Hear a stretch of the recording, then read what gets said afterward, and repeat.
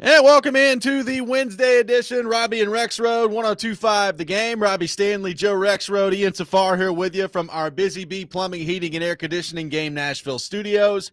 Home of the $99 yearly Beehive membership where the buzz is always about great service. We'll have Paul Kuharsky from paulkuharsky.com with us later in the program. We got a lot of things on the Tennessee Titans to get into with PK, and we will do that later in the show. Joe Rexrode, happy Wednesday morning to you. How we doing? What's going on? Oh, we're doing good because the Pixies play tonight, so I'll be seeing them for the third time in my life. I've already told you guys about it in a pre-show meeting. Probably annoying to hear about it already. No, but I'm pretty excited. Going with some friends who are bringing their daughter, by the way. So this is good parenting to try to get kids to like good music. I took Caroline Rexrode to see the Pixies. Always a point of clarification at Bonnaroo. And so she kind of jammed out to him. She didn't want to go tonight, though. So I guess that she didn't like him that much to go again. But that's okay. Dad, I'm good. Yeah. Thank you. But that's fine. She liked it. It was good. Ian Safar, how we doing? What's going on? Doing great. Was it the music or the dad embarrassment factor you think playing in into tonight? I wonder how that balance goes there. That's a good question. No, it's a very fair question. I'm sure there's some of that too. And it's a school night, so she's being responsible. She's being responsible, and also yes, that was the end of the day of Bonnaroo. Yeah, so she knows that there's going to be some weird moshing, and your dad could come out with a black eye. I was I was embarrassingly singing all the songs at Pixies, and then we rushed over for Foo Fighters, which was the last thing, and then I embarrassingly sang all those songs too. So that's you're probably onto something there. Yeah. That age, You hit the nail on the head. Yeah, boy. Yeah, that age, you get into those teen years and you want to be with anyone but your parents in public. Pretty much. Yeah. But I'm cool. That's the thing, though, right? So that's the most mystifying part about it. That should change the math, but I don't know. Yeah, I'm surprised that it didn't. Surprised that it didn't change the math. Maybe next time. Next time for Rexrode. Get the whole family in there. Yeah. Everyone, come down from college. All of you. Come to the concert. They're not invited. Get your ass to class. Oh, boy. 615-737-1025 is our phone number. We will take your thoughts throughout the show on our phone and text lines, driven by WilsonCountyHyundai.com.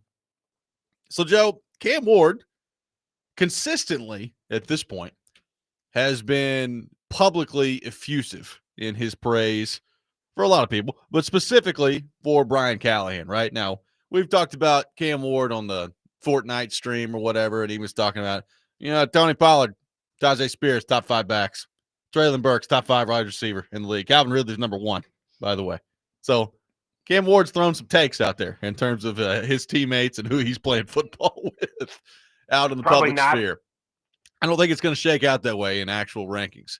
Although, who knows? Maybe at some point Traylon Burks really rebounds and plays well for the Arizona Cardinals. We'll see what happens on that front. He's not on Arizona, by the way. What did I miss? I'm just throwing a random team out there. And Brian Callahan, he's talked about, in training camp and throughout the process since he's been here with the Titans of trying to build some continuity, right? And talked about continuity being important and that he wants Brian Callahan to be his coach and to be calling plays for him for a long time moving forward here. We know the record. We've gone over the record with Brian Callahan. It ain't good. There's not a whole lot that you could point to with the football team as a whole in his tenure here that you feel overly great about. And we all know that it's going to be a talking point, his job status, all year long. So what do you make of the Cam Ward part of this and how, I guess, over the top he's willing to go at times to throw his praise out there for Brian Callahan? I just feel like sometimes it's not even really necessarily because he's being asked that much about it. Like, I'm not saying, I can't think of a time where it wasn't a question of, it was just like, and by the way, guys, have I told you how awesome Brian Callahan is?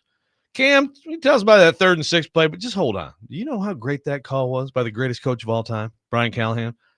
It's not like that, but I do feel like even in the preseason, it's like, to me, and I'm reading into this, so this is me taking a leap, but it's like he's conscious. And I mean, look, everybody knows the score. I mean, if you're Cam Ward, if you're any player like that, you know what people say, right? You know what the situation is. You know how much just around the league people talk about this topic, which is the young quarterback and the coaching continuity. And we just saw it in Chicago. We've seen it plenty of other places. So it seems as though he's conscious of that. And yeah, he is. I think that. So I think there's that. And I also I don't think he's BSing that, I mean, again, there are times where it's like no one really was pressing you on this and you kind of went there. So to me, if you're going there like that, I mean, I tend to believe you. I think what's going to be really interesting is as time goes on, right? And depending on if things don't get better, it's almost like he doesn't have to say anything negative about him at some point. It's like if he just stops saying these really nice things, does that, do you read into that? It's just kind of interesting how it's already been talked about so much by him. But then, like you said, he definitely heaps praise on people. He does. Some of whom would even argue with him and say, "What'd you say about me?" What did Traylon Burke say? Oh, that's really nice. Thanks. Trying to stay in the NFL. They know if I'm top 5 wide receiver on the Titans, but thank you. And really wasn't. Exactly. Yeah. Thank you, Cam. We appreciate it. I mean, I'm sure he'll have more nice things to say about Brian Callahan on Sunday when they beat the Indianapolis Colts, as I said they will do. So I'm looking forward to that. Yeah, coming up this weekend. So then it'll be that's the thing. What happens when there's a success? Yeah, exactly. My goodness. The greatest coach game in the history of ball. We just witnessed it. We just saw it. Every call was exquisite. Yeah, it was just perfect. Yeah, it's interesting. I think I'm more in your camp of what's it going to look like? What's it going to sound like in week 11, right? And who knows? I mean, what are the Titans by week 11? They could be in the mix in the AFC South. I have no idea. But if it goes the way that it's gone to this point and that the body of work would suggest that it's going to go as it relates to Brian Callahan, his coaching tenure here, then they're probably not going to have a very good record when it gets to that point. So what does Cam Ward say then? And I think the bigger question, and we're going to get into this later in the hour, is how much weight does what Cam Ward says about the coach, how much does that actually carry in this organization? I think that, I think it's got to carry some, right? I mean, you're talking about a franchise quarterback, at least you hope, a franchise quarterback that you took number 1 overall. I would assume that not only Amy Adams-Strunk, but Borgonzi and Brinker, when they're going through their evaluation process this year and they get to a point where they're going to have to make the decision as to whether or not to keep Brian Callahan next season, I would imagine Cam Ward's opinion on that's going to hold some weight with him. How much? Does it offset everything? Is it one piece of a very complicated puzzle that they're trying to put together? What sort of weight is that going to carry? That to me is going to be a huge part of this. Yeah. And then that gets into the interesting question of, does that become a direct conversation? I think for the most part, front offices / owners don't go to players and say, "Hey, should we fire this guy?" It wouldn't be that direct, but even is there some sort of a conversation, that they feel they need to have? It's an interesting dynamic with this. I would think for the most part, no. Usually, I would think it would be this and it's a rookie quarterback, so maybe it's different. But I would probably handle it if I'm Borgonzi and Brinker, I'd sit down with Ward and I would just say, "So tell me what you think about working with Brian Callahan." Okay, I really like him. Okay, well, why? Well, what is it about it that you like? What is it about Brian Callahan that you feel like is going to put you in the best position to succeed? And again, then it's your job as general manager, as whatever Chad Brinker is when it comes to the football decision making here, to how do you weigh what he says? How much stock do you put into what he says when it comes to your overall franchise? See, I don't know. That's an interesting, because if you do that, then you are telling him, Cam, what you say right now dictates the future of this coach. Well, maybe, but I don't think know. you should let it dictate. I think it's got to be a piece of the puzzle. But I like quarterbacks around the league. They have conversations like this. Like this is, if you're a franchise quarterback, I think they go to people seek sometimes. your opinion on this stuff. Yeah, I mean, I've definitely heard of well, there's obviously the public defending, which is a huge part of it. But I've heard of quarterbacks going to people, but like the idea of like, let's have a seat and Cam. I mean, like, because really what you are saying, you phrased it how they would phrase it, but you are saying, Cam, should we fire Brian Callahan or not? Yeah, but like, also if you're Cam Ward, if you're everybody on this team, the guy's 3-16 right now. Exactly. And depending on when they have this conversation later in the year, like I think everybody knows that if it doesn't get a whole lot better, firing him is at least going to be on the table, right? Like nobody's going to be sitting in that room. Let's say that conversation happens. I don't think Cam Ward is going to be sitting there like stunned. Oh my God, they might fire Brian Callahan. No, but he was, but they're basically saying you have a lot of power in this, right? As opposed to, I just feel like in a lot of situations, a lot of people would be like, read the tea leaves, I'm going to talk to other people. And when it comes down to it, he's our rookie quarterback. We pay him well to be the rookie quarterback, and we're going to make our decision. Well, and maybe that's the way they do it. I'm just saying if they involve him, like if he is involved and they put true weight into what his thoughts are on this in terms of actually making that decision, I would want to know why he feels the way he does if I'm those decision makers. Yeah, for sure. But in the meantime, there's a lot of other people too, right? In the building and things like that. And there's observation and there's stuff that's public and there's stuff that isn't public. Exactly. So the stuff that isn't public is key. The stuff that we know about, like for example, all the stuff that happened with week 1, I mean, it's just, that's counting against them big time right now. 615-737-1025, our phone number.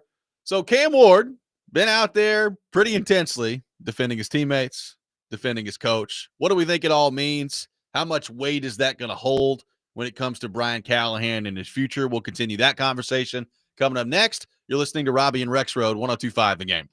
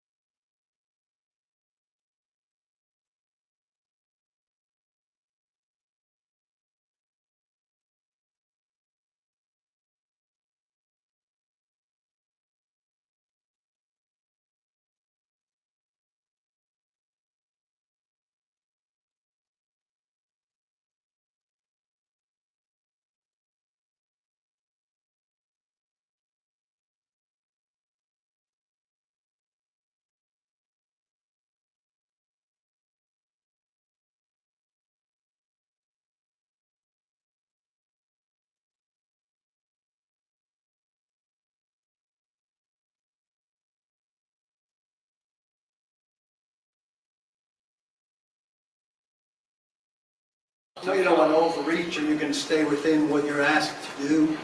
But how much more do you feel like you're capable of doing? Well, I think I'm capable of a lot. Coach Callahan, he's gave me, a lot of authority. So I want more of it. And that's the relationship that, me and him are just building every day. He's only called 2 games for me. I want him to call a lot more games for me. He's one of the coaches who's going to do his best for his players, get his players in the right situation, run game, pass game. And, we just continue to grow. I think that's the biggest thing. That's Cam Ward after the game Sunday. Taking your thoughts on the Titans, 615-737-1025, our phone number. Cam Ward, his relationship with Brian Callahan, he's been effusive in his praise for Brian Callahan. What does it all mean? Will it continue as the year goes on? And if you're Brian Callahan, if you're Chad Brinker, Mike Borgonzi, and I guess ultimately Amy Adams-Strunk, how much does it matter what your quarterback says and thinks about your head coach if the record continues to be really, really bad? We'll take your thoughts on all that. 615-737-1025. Let's head back to our 1025 The Game phone line and welcome in Rob to the program. Rob, good morning. Thank you for calling in. Good morning, guys. Thank you so much for taking my call. I just wanted to comment. I think Cam, in his rookie year, he's going to be an eternal optimist, and he's obviously not going to criticize his head coach.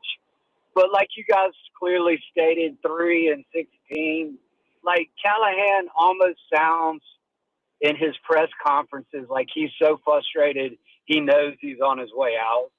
And I think Cam would probably be excited about getting a more winning strategy coach in. And he's probably going to continue to say positive things, but deep down, if they continue to lose, I bet Cam probably wants to go a little bit different way. Thank you, Rob. Appreciate Thanks, the call. guys. I would say this, Joe. I agree with Rob's standpoint there of like Cam Ward. I don't think he's going to get up there on the podium and throw his coach under the bus.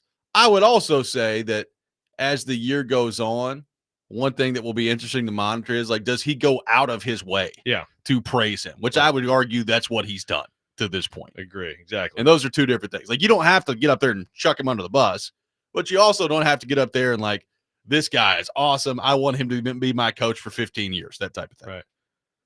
Yeah, exactly. When they're like 2-11, like Brian, Coach Callahan, or as I call him, Vince Lombardi, called a really good game today, guys. You may not realize it, but no, that you're exactly right. Does he go out of his way, which he absolutely is doing now? And again, it's like maybe I'm reading too much into that, but it does feel a little bit like there's just a consciousness.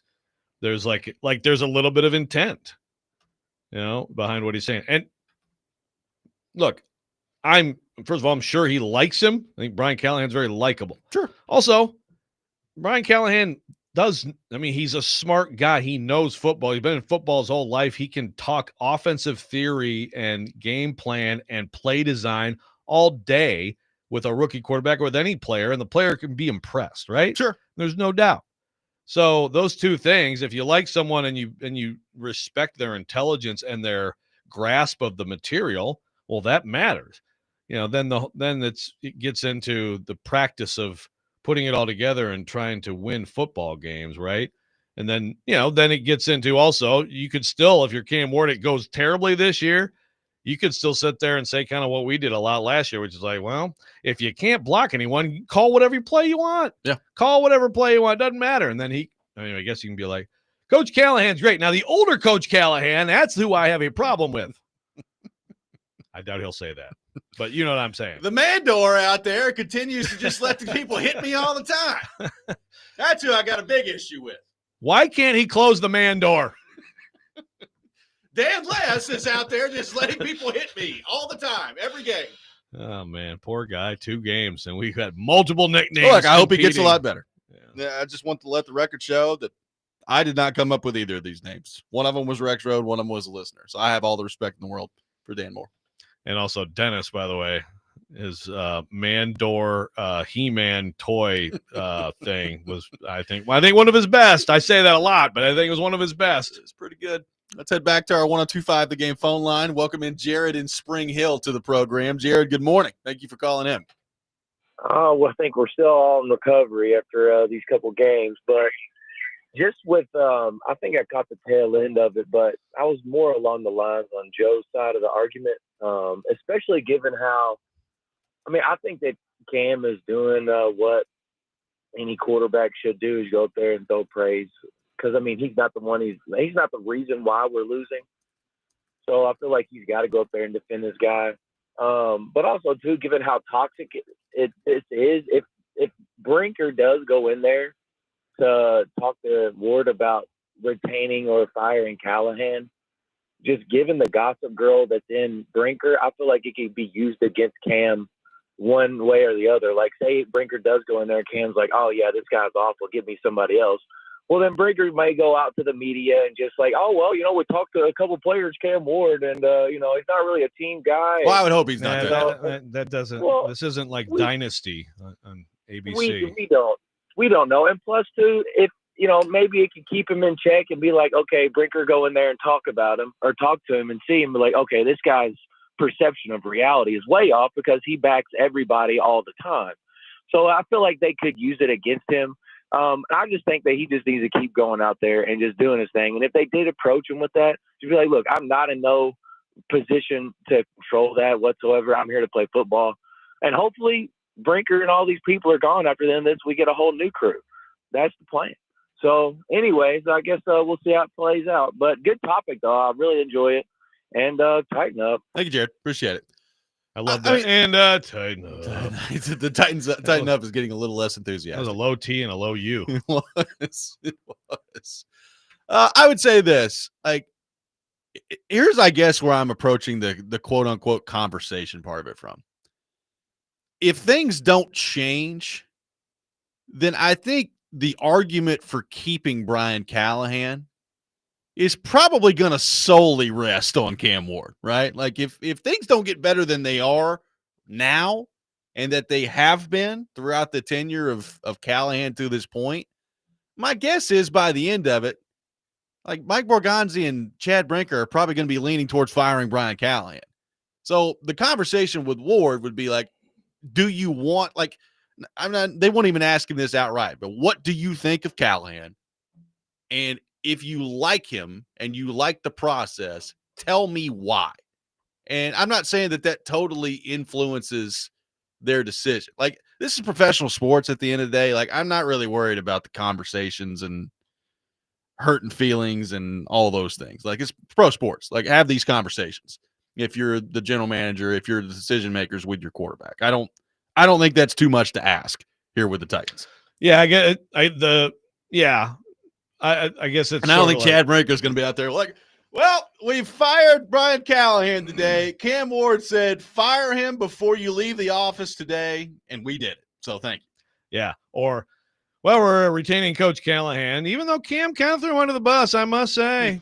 Was a little bit surprised. It made it close. Is, the final tally in the office straw poll was 6-5 in favor of keeping Callahan. A little disappointed in Cam on the way he handled it.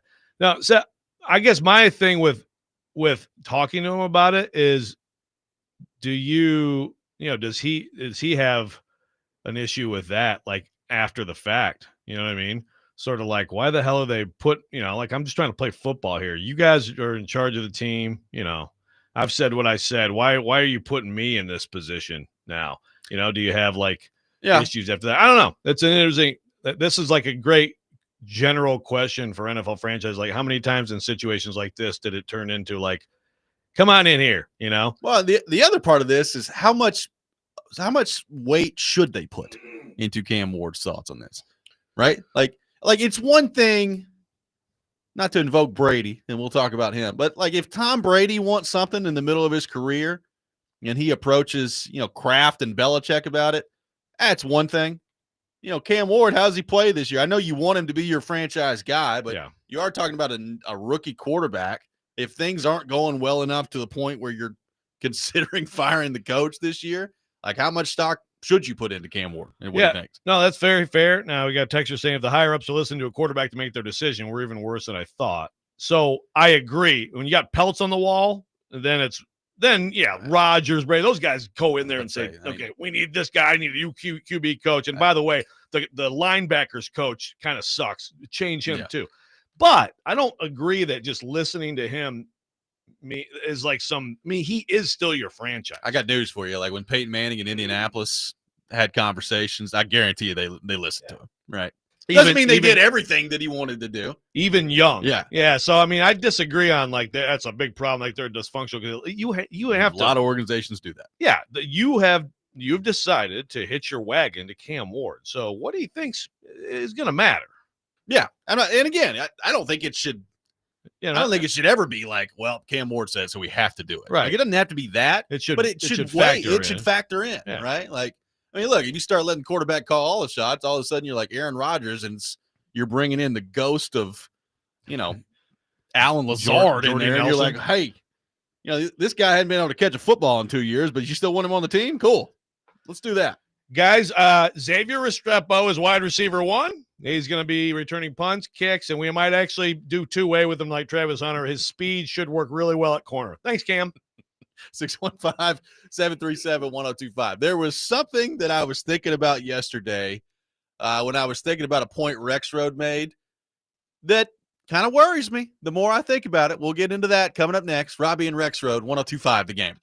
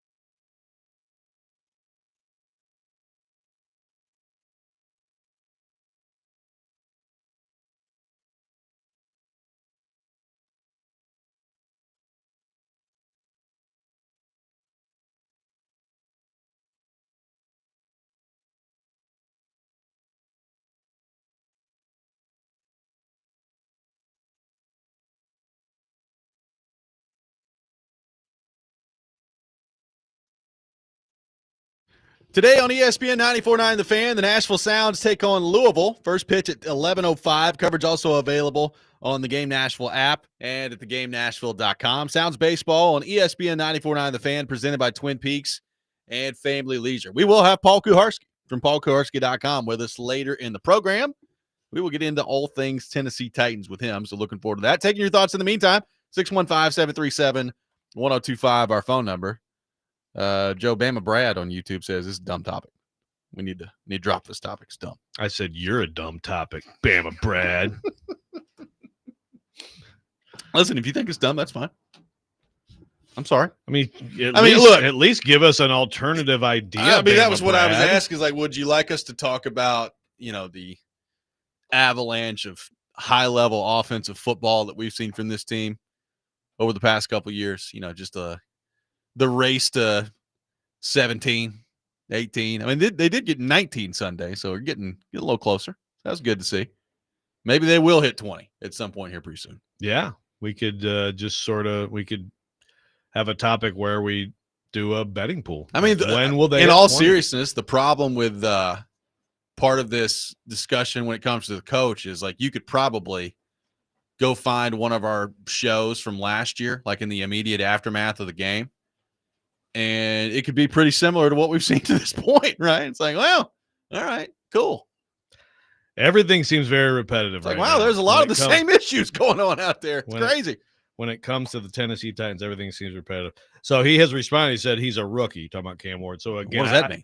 Well, I assume that's like what someone else said, talking about, well, they're not going to listen to. Yeah, I think you guys are underrating. You guys don't really understand how life in the NFL works. Yeah, what it That's means. what I think. When you take a guy 1-1, it doesn't mean you hand the entire franchise to him. No one's saying that. But if you don't think that his opinion matters, because obviously his growth as a player is by far the most important thing for this franchise, not even close. Yeah. Everyone over there, if he doesn't work out, is fired. And they're moving into a new set. I mean, go on down the list. But even just in general in this league, you draft a quarterback in the first round, let alone 1-1. That quarterback, his opinion is going to matter. Yeah, they matter. It's going to have some weight. And, not all the weight, but some weight. Yeah, like we're not saying that Cam Ward is going to turn into the general manager of the Tennessee Titans. But you talk to like Traylon Burks. I got news for you. Like you talk to quarterbacks in this league, and sometimes teams do some things related to what their quarterback says. Like it's a very common thing in the NFL. Frankly, I hope they get to the point pretty soon where they do put a lot of stock into what Cam Ward says, because that would suggest that he's pretty good. I mean, right? Exactly. Yeah, he'll earn more voice if he's good. Look, last year in Chicago, now Eberflus gave them a great out by just completely showing his ass on Thanksgiving, right? And like proving incapable of basic arithmetic. So that was that. But I mean, you look at, I guess more of it was like after the fact, but yeah, and of course there's been a lot to after the fact reporting on this too. It wasn't going well. It wasn't going well with him and Caleb Williams. And again, that may be a Caleb Williams thing, and Ben Johnson may end up being like, crap, just doesn't work.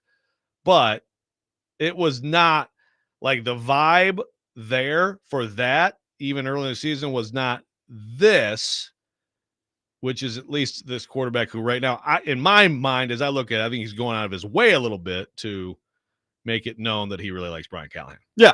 So at the end of it, what does that all mean? Now, I've also been thinking about this, because in the backdrop of all of this, when it comes to Callahan, Ward, the decision-making, all of those things, in the background of this conversation, I mean, the real decision-maker here, as we know, is the owner, right? It's Amy Adams-Strunk. What does she think at the end of this?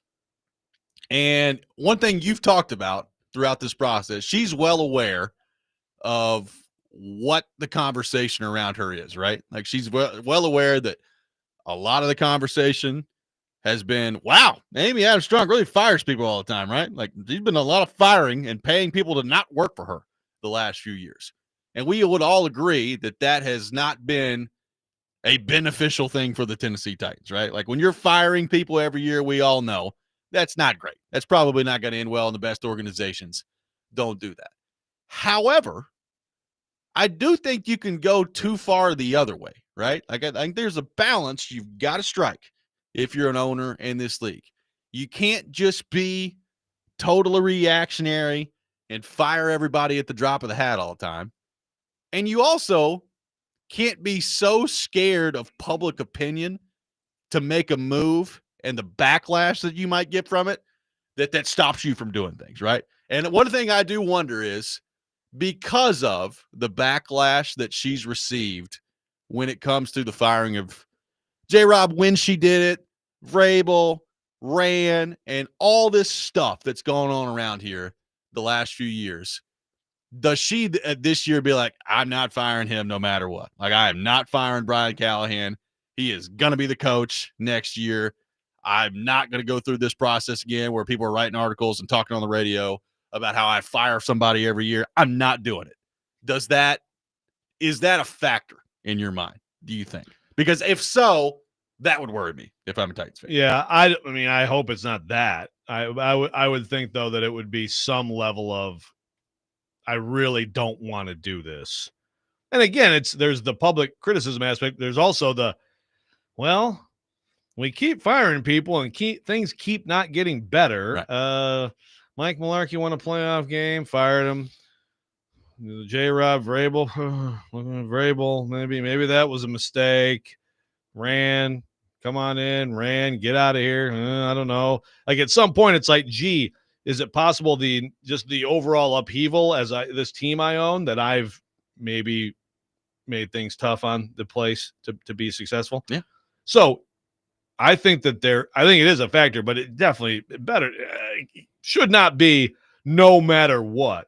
And the thing is, when you talk about public opinion, I mean, it's already, I think, tilted pretty significantly against Brian Callahan early in the season. Yes. At some point, the public opinion will be, if it doesn't change, if they keep not scoring points, not blocking people, not winning football games, then I think the public opinion will be overwhelmingly, and she'll notice that, right? You would think. To me, we talked about her being too reactionary one way. Does she overcorrect the other way? That would be one thing that I'd be worried about if I'm a Titans fan. Because, look, if it doesn't get any better, I think the arguments to keep Callahan are going to get harder and harder to make. Like, I really did. Heading into the year, look, I said it at the end of last year, I would have fired him.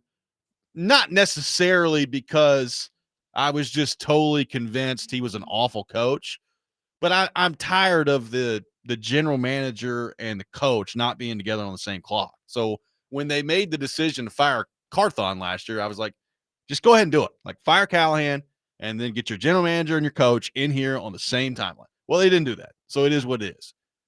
So heading into this year, I was like, well, you've drafted a quarterback. Let's see. And I realized we're 2 games in, so there's still a lot more information to gather. But my point is, like, the 2 games that we've seen to this point look a whole lot like the 17 we saw last year, and that's got to change at some point. If that doesn't change, I think the arguments to keep him after that are going to be pretty hard to make, pretty difficult to make. So maybe Amy Adams Strunk views it the same way. I would be concerned if I'm a Titans fan of, hey, you swung too far one way on being overreactionary and firing people all the time. Let's not swing back too far the other way and not fire somebody if it proves to get to the point where that's the right move. Yeah. Yeah, you can't. You should never live in absolutes. I'm absolutely doing this, or I'm absolutely not doing this. Like, things change, new information comes in. Right now, it's not information that helps them. Brian says, I'm not saying to run the team based off fan reaction, but what are the odds of Amy or somebody in her close circle tuning into one of these stations or shows, hearing the fans' reaction? After all, the fans are the ones paying tons of money to watch these games. I don't want to sound like Stilly here, okay? But yeah, I mean, they know. They're aware. Yeah, they listen, they read. You have to. I mean, what if you were in that situation? Yeah. If you were running that team, I would absolutely make sure I knew. And of course, the comms people, that's kind of their job, is to know of every single thing anybody on any podcast in Siberia is saying about the Titans. But yeah, they know, man. They absolutely know. I'm not saying it is a factor. It's not like this. Like, again, some people over overselling their importance or their impact, but it means something. I'm not saying she's sitting on the farm right now with, Robby and Rexrode tuned in all day. Not saying she's not. Not saying she's not either. But But we know Vrabel's listening. Yeah, we know Vrabes is in there listening. Do you think like Amy Adams-Strunk is sitting there right now and just Joe said cheeks again? Just said it again. He says that word a lot. Dana Cheeks, tight buns. Fire him. Bama Brad apparently has a tiny phone. He says, what would be a conceivable situation where what Cam says could make any difference? What is a conceivable situation where you could understand the NFL? Where what he says could make any difference? Yeah, man, it makes some difference.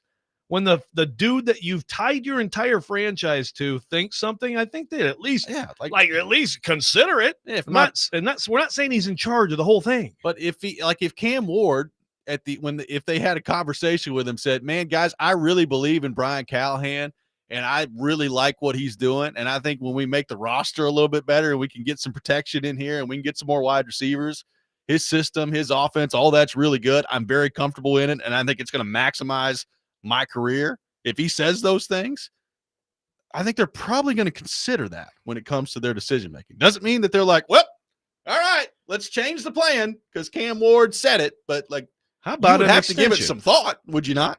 How about a double his pay and an extension? What do you say? Like again, there's Thanks, quarterbacks Cam. around the league, and some like to a degree you've got to earn it. So I get it. Like the rookie conversation, how much stock should they put into it? But teams make decisions and get their opinions from their quarterbacks on all sorts of different things all the time. By the way, some teams get their quarterback's opinion on like who they should draft. Right? That doesn't mean they always draft who the quarterback says. But they do ask the quarterback, like, hey, what would you like here? Yeah, absolutely. So, like, that's a very common thing in the NFL. I mean, Matthew Stafford basically ran the Lions. Now, that's a dysfunctional organization, but yes, it matters. Rookie, less, sure, but nothing? You think nothing? Have we brought up Burrow this offseason? Yeah. What he's talked about? Oh, absolutely. Pretty much getting all those guys signed. I know getting the cheapest owner in the all of pro sports to actually spend some money. Ward Burrow's not comparable yet. No. But that's just another example of taking what the quarterback says, from the front office. Bama Brad is just big joke. Yeah, all right, you're trolling. Like, if you can't understand it at this point, like we can't help you. Nice try, anymore. Big Joe. 615-737-1025. Our phone number. More of your thoughts to get to on the Cam Ward front. Go ahead. Real quick, there was a suggestion here that instead of this topic, we do celebrity birthdays. Oh, good. So speaking of Big Joe, by the way, I would crush those guys of that. I just want one chance. I would crush them on celebrity birthdays. Just saying. We'll have more coming up next. Robby and Rexrode, 1025 The Game.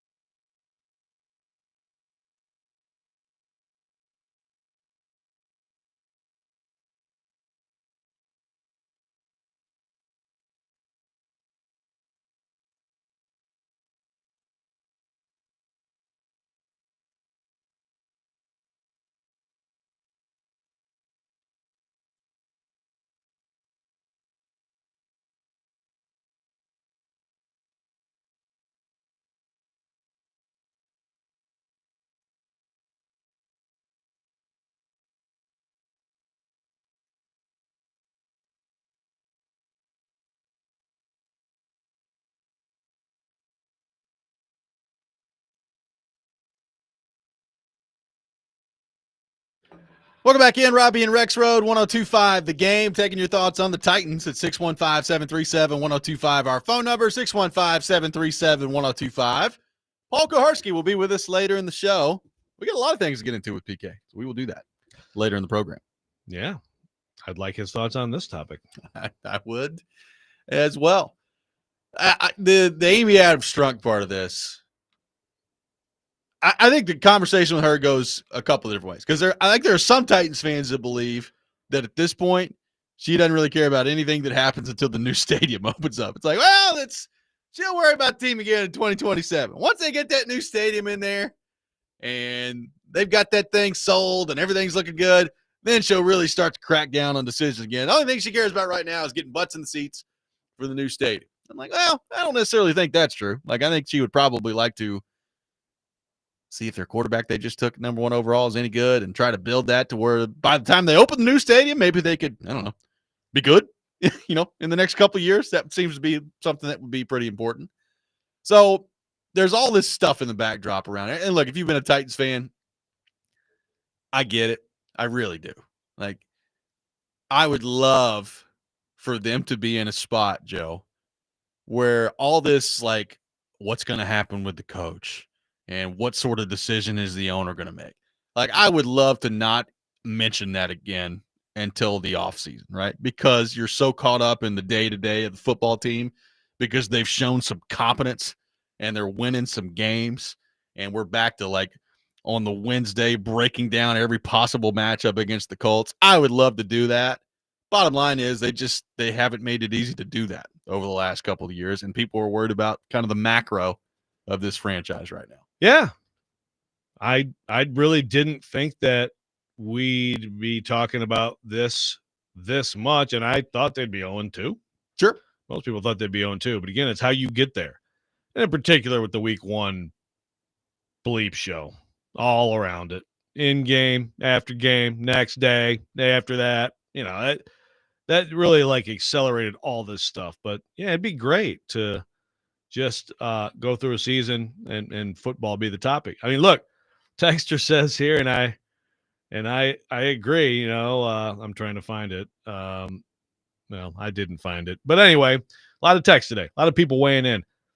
Texter said, we can't wait for the inevitable who's running this team, Brinker or Borgonzi. Yeah. Then you get into that, which again is another situation where it's like, okay, so Borgonzi, he is the GM, but Brinker's in charge, and so when you get into if it's really good, you get into who deserves the credit for this fantastic situation, and when it's really nice, beautiful, and then when it's bad, then it's like who deserves the blame? Yeah, obviously Borgonzi and these other guys are new in here, but yeah, that will also be something that we'll talk about, no doubt. Unfortunately, also not football.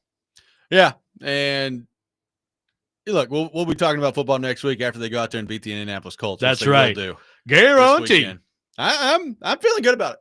Why I'm feeling good about it, I don't know. Jordan, I think it has more to do with the fact that I can't allow myself to live in a world where Daniel Jones is really good 3 weeks in a row. Jordan from Franklin is clowning you on this, man. That's fine. You may have to make a side bet with him. I mean, if I was him, I'd probably be clowning me too. That's fine. Yeah, Colts fans are feeling it. They should maybe tap the brakes a little. We'll see. They may look. What if they? They come in here. I've seen some Colts fans this week. They're like, they looked at, I guess the line for the Colts is 3.5 on the road against the Titans, and they're like, we haven't punted yet, and our line is 3.5 against the Titans on the road. This is so disrespectful. It's like, all right, we'll see. Man, here's another. Doesn't take much. Here's another prediction for you. Here's a real hot take.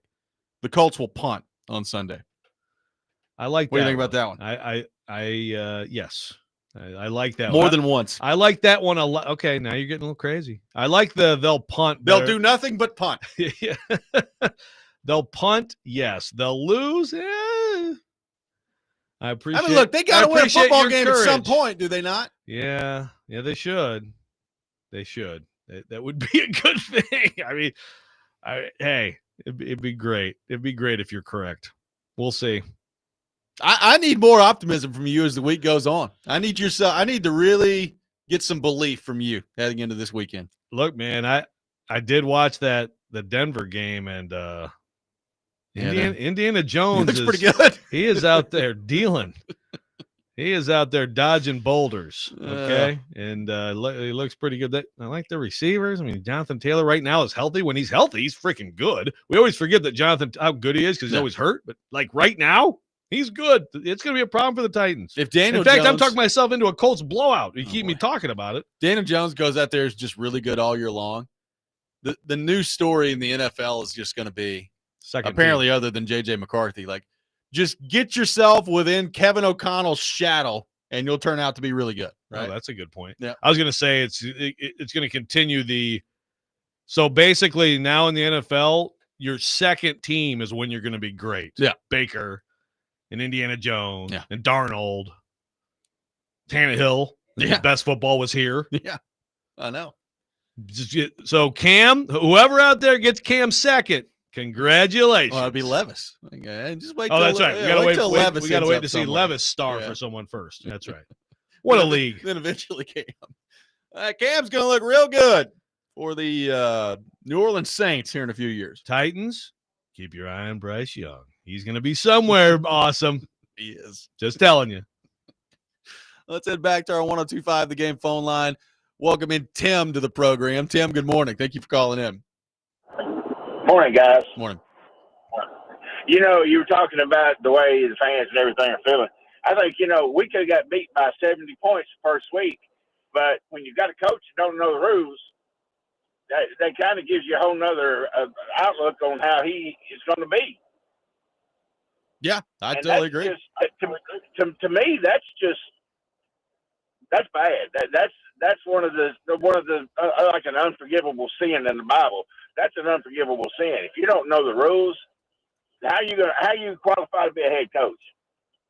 Yeah, thank you for the call, Tim. I appreciate it. For sure. That's what I was saying. That's not going to go away. No, I know there are people that got mad about us talking about that last week, but when the Titans could be in week 11 coming up later this year and lose a game, and we're going to get calls exactly like that. Hey, you remember when that guy didn't know the rules in week 1? Like, it's not going away. Yeah. And that's what I was trying to explain to people last week of why it's a big deal. It will not be forgotten. And everything bad that happens, that becomes part of the coach rule not knowing Brian Callahan, blah, blah, blah, blah, blah. No, it will last. And a lot of fans will not forget it. 615-737-1025 is our phone number. Tom Brady is generating discussion on multiple fronts throughout the league right now, but most notably his involvement with the Raiders paired with his job with Fox and how big of a conflict of interest this is in the National Football League. We'll get our thoughts on that coming up next. Take yours as well, 615-737-1025. Robby and Rexrode, 1025 The Game.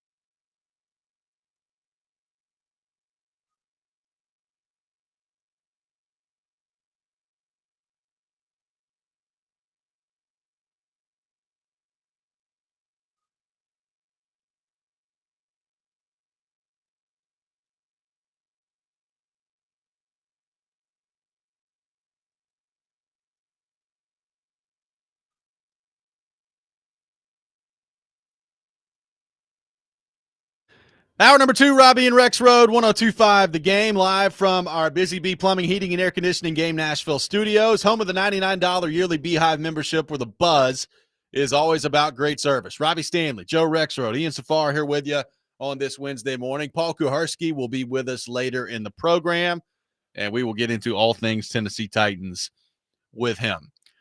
Joe, Tom Brady making headlines the last couple of days. Number one, I guess, for creating some sort of flag football thing that apparently he's coming to play Saudi in. Arabia. So Interesting. let's see how that goes. Okay. Guy can't stay away from flag quarterback, apparently, but this time it's going to be flag football. So good for him, I guess. But there was a photo that is making the rounds out there, and I guess it's not a photo, it was on the broadcast, of Tom Brady in the booth, in the Raiders booth on their Monday night game against the LA Chargers, where he's got the headset on and he's sitting there clearly involved in the game and he's helping out in the booth there. So that has generated a larger discussion on the Tom Brady front, Joe, that we've had before here on the show of he's clearly a guy that is very involved with the Raiders, which makes the, going back to the not drafting Shador stuff and him not being involved in that all the more funny when you go back and kind of revisit those comments. Yeah. But he's also obviously a part of the number one team for Fox. And there's a large discussion right now in the NFL circles of, is this okay? Like, if he's calling games for Fox, and I think some of the idea has been that he's like in the building and getting information and talking to the players and coaches from teams that he's calling the game of. And yet he's also deeply involved in the inner workings of his actual football team, being a minority owner of the Raiders. Is that not a huge conflict of interest? Now, the NFL put out a statement yesterday on Brady, basically saying that he did not violate any rules in the coaching booth on Monday night and said, quote, wonderful, he is prohibited from going to a team facility for practices or production meetings, saying that Brady is not allowed to go in there as a part of his job for Fox. So what do you make of all this when it comes to Tom Brady, his involvement with the Raiders, his involvement also with Fox, and the discussion that is now pretty widespread in NFL circles as to whether or not that's okay? Well, I think it's a load of crap. And the thing is, it hurt. Like, I've seen a lot of people this week say, well, then just don't tell them anything. Great. But see, that's the problem. We, the consumer of football, are hurt by this. We're already hurt because he's not very good as an announcer. Like, I think, like, I understand, like, Tom Brady, people love him as, as one of the greatest players of all time. He's certainly one of the best quarterbacks the AFC East has ever seen. No question about it. But seriously, he's a huge star. He's one of the greatest players and American athletes of all time, right? Yeah. So is Michael Jordan, or come up with whoever else you want. That doesn't mean that they should be calling these games, because that's just a different job. And I still, like, I go to, like, how many people are like, you know what? I don't really care about Chiefs, Eagles, but Brady's on the call. I think I'm going to tune in. Is that a thing? I don't think so. At least not widespread. I wouldn't think so. So he's already bad. He's not good. The fact that he called a Super Bowl is an egregious, it's an absolute indictment of the NFL for not understanding, like, what matters when it comes to consuming your product. It's not, I'm Tom Brady, and when I was at the team hotel, I don't give a crap. Analyze the game. Greg Olsen breaks down a play expertly every single time. And he got bumped down for your garbage. So now, because of this, you also, and they've relaxed the guardrails this year, but still, you also are going to be lacking insight from him because, I'm not going to tell him anything. He can't come in person. That's a big part of the job of telling us the story of the game as fans who want to watch it on TV, is that you get that insight because you're trusted with it. So you can get into, like, actually, here's what's going on with, like, the QB and the coach or whatever. Like, that stuff, of course, you're not going to, I mean, there's some things it's like you can't say that on the air, but it still leads to insight on the game. in certain parts of it, and he gets none. He already has no insight. He's already not good, and now also he's iced out because of this, and he's sitting there in this freaking booth with his headset. Was he like trying to hide from the camera? What was he doing? He's like slinking down in his seat, hoping no one saw him in the booth. It's a complete joke, and it's just, again, needless to me. Like, Fox seems to think that this is some huge boom for them, and I understand. I've heard the people say it's really more about. I think it is a huge boom for them behind the scenes. Behind the scenes, he's whatever, mixing with the sponsor. And I think that's what they care about. Well, great. Then put him in a freaking, tuxedo and prance him around. Like, wonderful. He's the belle of the ball. I don't want to see him on TV. Yeah, like, I'm with you from the standpoint of, like, I don't think he's great in the booth. Like, I think he's gotten better. I think when he first started, it was pretty bad, to be honest with you. Like last year. Is he better? I think he's better. Yeah, I think he's gotten better. Look, Seems the exact same to me. There are certain things he does. Like, I enjoy the quarterback perspective of, like, what they see on a play. I think he's pretty good at that. Like, they'll break something down. But I agree with you from, like, the standpoint of being inside the building and knowing the inner workings of what's going on with the team. Or even, like, a big part of the broadcast at times is, like, Collinsworth will be on Sunday Night Football and he'll be like, yeah, Andy Reid told us that there was this one part of the defense of whoever they're playing this week that he was really going to try to attack early in the game. And you can see it right here. This is why they're doing it. Right. And you're just not going to get that with Brady because no coach is going to walk up to him and be like, hey, Tom, guess what we're going to try to do this weekend? You see this defense here for the Lions? We're attacking this guy right here. Nobody's doing that. Right. Even like general, even if it's not like, it's like, this is something, a wrinkle we've added to the playbook, right? Stuff like that. Like, it's a league of constant copycatting and then constant figuring things out and then constant, okay, here's our counter to that. That's what it is.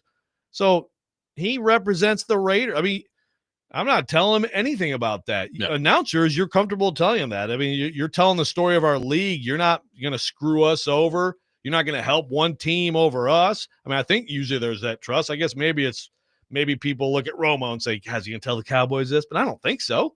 I think once you get in that job, there's an understanding. Like, okay, yeah, this is kept in confidence, and it's just helps you tell the story of the game. Brady gets none of that. And again, he already is deficient. Well, and here's the other question. Like, how involved is he with the Raiders? Like, we know he's the minority owner. But, like, how involved is he in personnel decisions? How involved is he with, like, on-field decisions? I mean, Charles Robinson told us before our own eyes told us. He's involved with all of it. Well, and Pete Carroll, this is what Pete Carroll said Tuesday. Basically, that, Brady's not planning games with us. He said, quote, he's not talking to us about anything other than our conversations we have that are really random. They're not set up. They're not structured in any way. He knows he's been very respectful of what he does. Otherwise, he's of the opinion that he doesn't want to be that kind of factor. So he's not. So that's what Pete Carroll had to say on it. I don't know. Like, look, I doubt it. I doubt that Tom Brady is sitting there with the headset on in the coach's booth. Their offensive coordinator makes the call, and Brady looks at him and is like, no, don't do that. Don't do that. Sure. But, like, he's got the headset on for a reason, right? Like, there's some communication that's clearly going on there. He's not just sitting there like, oh, I'm just curious about what's going on here, so give me the headset.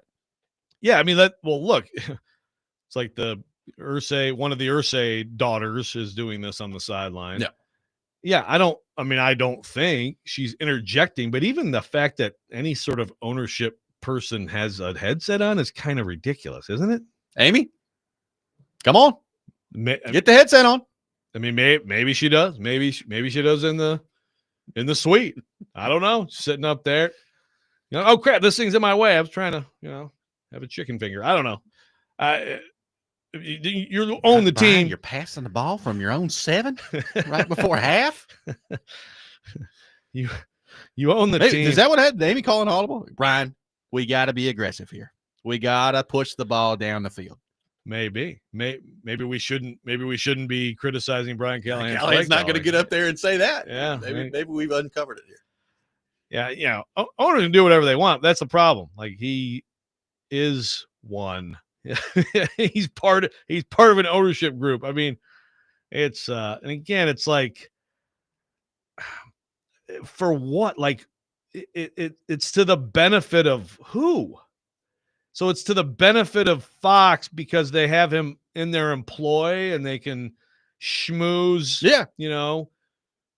Nabisco. I think I'm a little bit higher on him as a broadcaster than you are. I think you think that he's the worst broadcaster of all time. No, I said it last year. He's like, he would be okay. What would he be if it was just about the announcing? What would he be? He'd be Mid-tier. about he'd be what? Mid-tier. Yeah. Yeah, exactly. Yeah. I'm not saying he's like he's better than Witten was on Monday Night Football. Yeah. Who they tried to make him the next Romo. Yeah. So no, I'm not saying he's terrible, but he should not be the top guy. We all can agree on that, right? Yeah. Come on. 615-737-1025, our phone number. We'll get more of your thoughts on this Brady situation with the Raiders and Fox. 615-737-1025. Robby and Rexrode, 1025 The Game.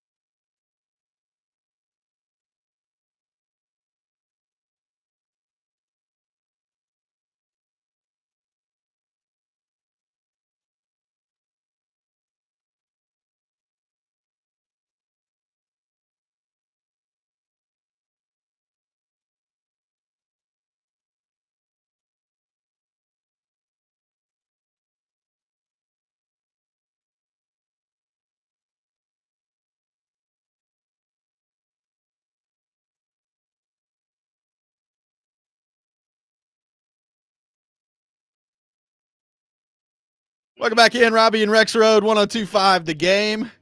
Taking your thoughts on our phone and text lines driven by WilsonCountyHyundai.com. I got a feeling you might want to tune into the Rex rant a little bit later this hour.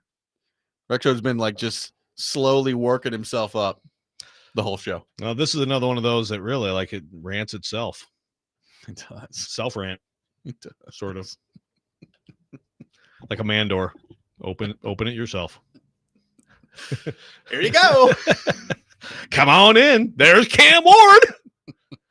Treat him like a couch. Just sit on him. A lot of thoughts on Amy Adams Strunk on our YouTube chat of, man, I wish Amy would call in one day, or it's Amy's play calling that's bad. We've uncovered something here. Well, someone on the text line said that she was the one who said one elbow does not equal 2 feet.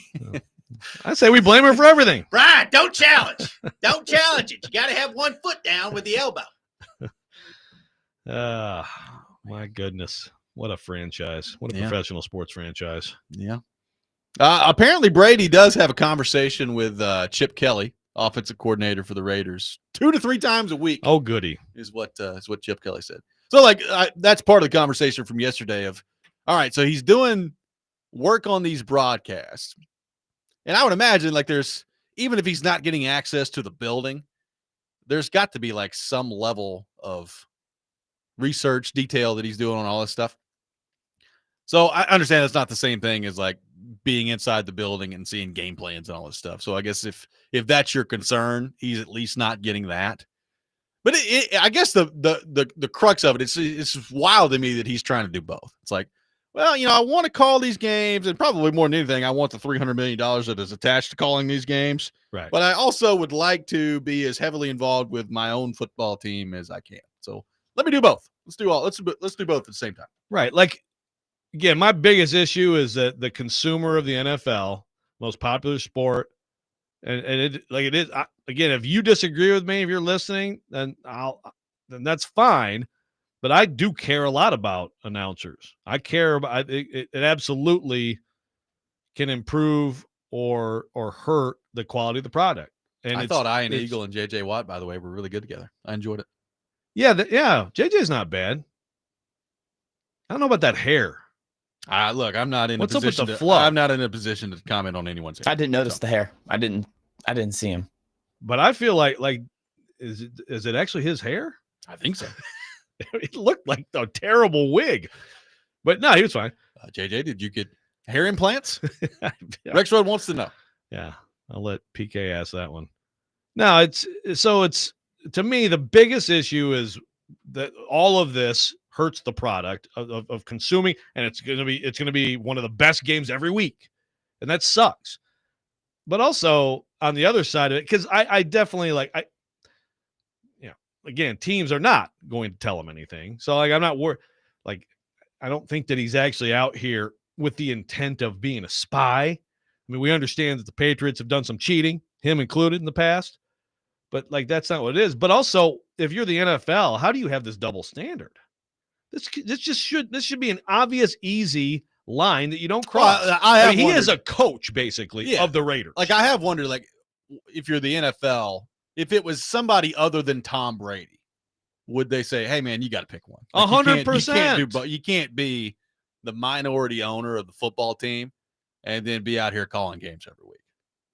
Yeah, no, I don't think that they would make this exception for anybody else. And it's like, look, man, Tom Brady was an incredible player and a huge face of the league for a long time, but now we have new players that we care about. Okay, so I think that maybe you overrate a little bit, like what he means to people anymore. Well, unless you're Patriots, if you're, Jared sniffing his fart perfume, but the people like that, go a little crazy. But, well, I would say that, like, obviously, I'm 32 years old. So for the majority of my life, I watched Tom Brady play football at a high level. When they announced that he was going to call games, I was excited about it. I was like, well, that's cool. You have Tom Brady on the call. And then you see it, and I think it gets back to the question you asked at the beginning of this conversation. Like, am I tuning in to watch a game that I wouldn't otherwise be watching because Tom Brady is on the call? And I can say for myself that the answer is no. Now, maybe for some other people, the answer is yes. I don't know. But for me, the answer is no. And so on the flip side of that, when first of all, who gave a crap about Greg Olsen was a solid tight end in the NFL. Great. Okay, whatever. He just happens to be really good at it. So it got to the point where, okay, let's say Fox and CBS were going head to head with equally great games. Yeah. I would probably spend more time on the Fox game instead of like Romo and CBS because Greg Olsen's so good. Now, for the most part, yeah, I don't pick a game because of announcers. Right. I just want the announcers to be good when it's a great game. But yeah, no. This is the Patriots fan out there who is the biggest Brady fan in the world. Do you go seek out a game because he's calling this is about what he brings to the table for Fox behind the scenes. That's what it's about. And then the question is, if you're the NFL, like, okay, so do you care that, like, I understand that you got TV partners and you're trying to, you have other TV partners you're trying too, to not just Fox. to them as much as you can. But like, do you really care that much about Fox's like fundraisers and bottom lines that they're using? Like, Brady is, hey, come to this event because Brady's going to be there. Like, do you care that much about it where you're like, yeah, we don't care about any other of the optics of this. You just do whatever you want because you're Tom Brady. Yeah. And again, like, I get it. Like, you want Tom Brady to be involved, but he is involved. He is a competitor. And so he's trying to win a Super Bowl. Exactly. He's a competitor. Right? And so he's got his hands in every aspect of that organization. And that's great. Do it. Good for you. John Elway did the same thing, and on and on and on. But we didn't then have to have Elway have this conflict of interest. Right. Let's head back to our 1025 The Game phone line, driven by WilsonCountyHyundai.com. Welcome in Nate to the program. Nate, good morning. Thank you for calling in. What's up, guys? My thing is, what if the games were going the complete opposite direction? What if the Raiders beat the Chargers 20-9 this past Monday? What if in the future that the Raiders start getting really good? What if they're so good that they're the number one game on Fox? I don't even know if that's possible. I don't know the broadcast and how. Yeah, what if they're number one game on Fox? Is Brady just going to step down from that role? I don't see that happening. Yeah, that's a good point. Thank you for calling, Nate. I mean, honestly, I don't. I mean, look, Fox is largely, not always, but largely NFC broadcast. Yeah, but it is more mixed. But it's more mixed. Yeah. So, like, I don't know. Maybe the day comes where it's the Raiders. Like, I would assume that he's not calling that game, right? Like, they would have to sub somebody in. I would assume not. It's a good question. Yeah, I would assume not. Yeah, it's like you don't even think about it because so Tom, take us in the owners' meeting. I mean, if you want insight, it'd be great insight for that game. So let me tell you, in your conversation with Chip Kelly this week when you guys were game planning against the Chiefs out here, what stood out? So, guys, I've seen Mark Davis get a haircut. Let me tell you about it.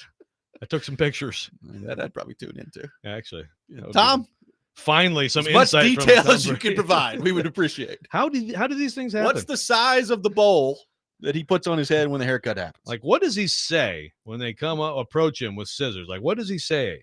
You know, could you help him? Let's head back to our 1025 The Game phone line. Welcome in Michael to the program. Michael, good morning. Thank you for calling in. Hey guys, thanks for taking my call.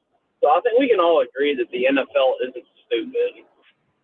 So my question is, obviously, like, this is the same commissioner, Goodell, that suspended Brady for the whole Deflategate thing. They know of the past with the Patriots and all the cheating scandals.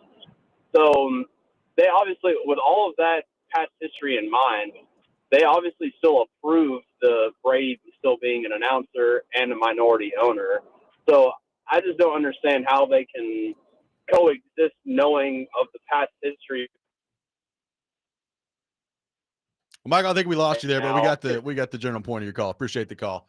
Okay. So I mean, look, I know the NFL's position on this is going to be this, Joe. It's going to be exactly what they said yesterday. Well, he's not allowed in the building. Like, he's not allowed in the building, and he's not really talking to anybody about, like, game plan stuff. So he can't cheat if he's not in the building. That's going to be their position. Yeah.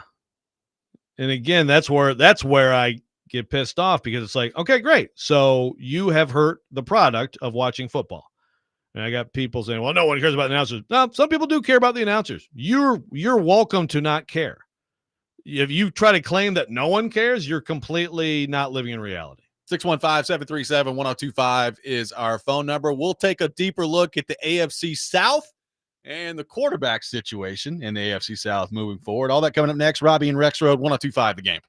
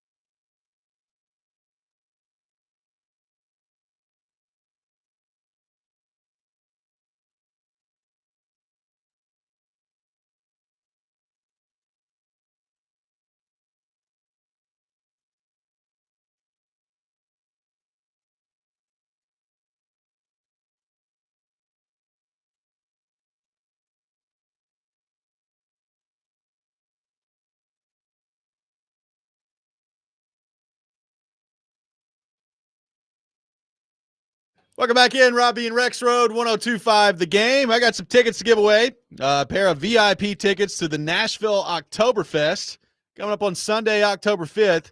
VIP area, you can get away from the crowds, kick back and relax in their comfortable seating area while you enjoy unlimited food and drink.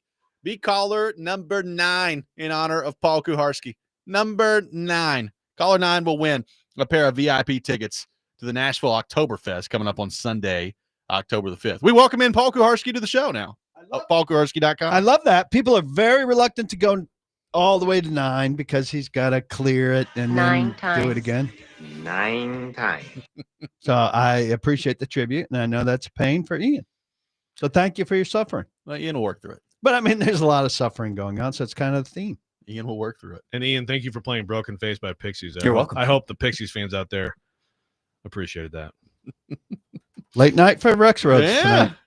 They're willing Get excited, to, baby. Could be an interesting 6 o'clock hour tomorrow. they're willing to do what it takes.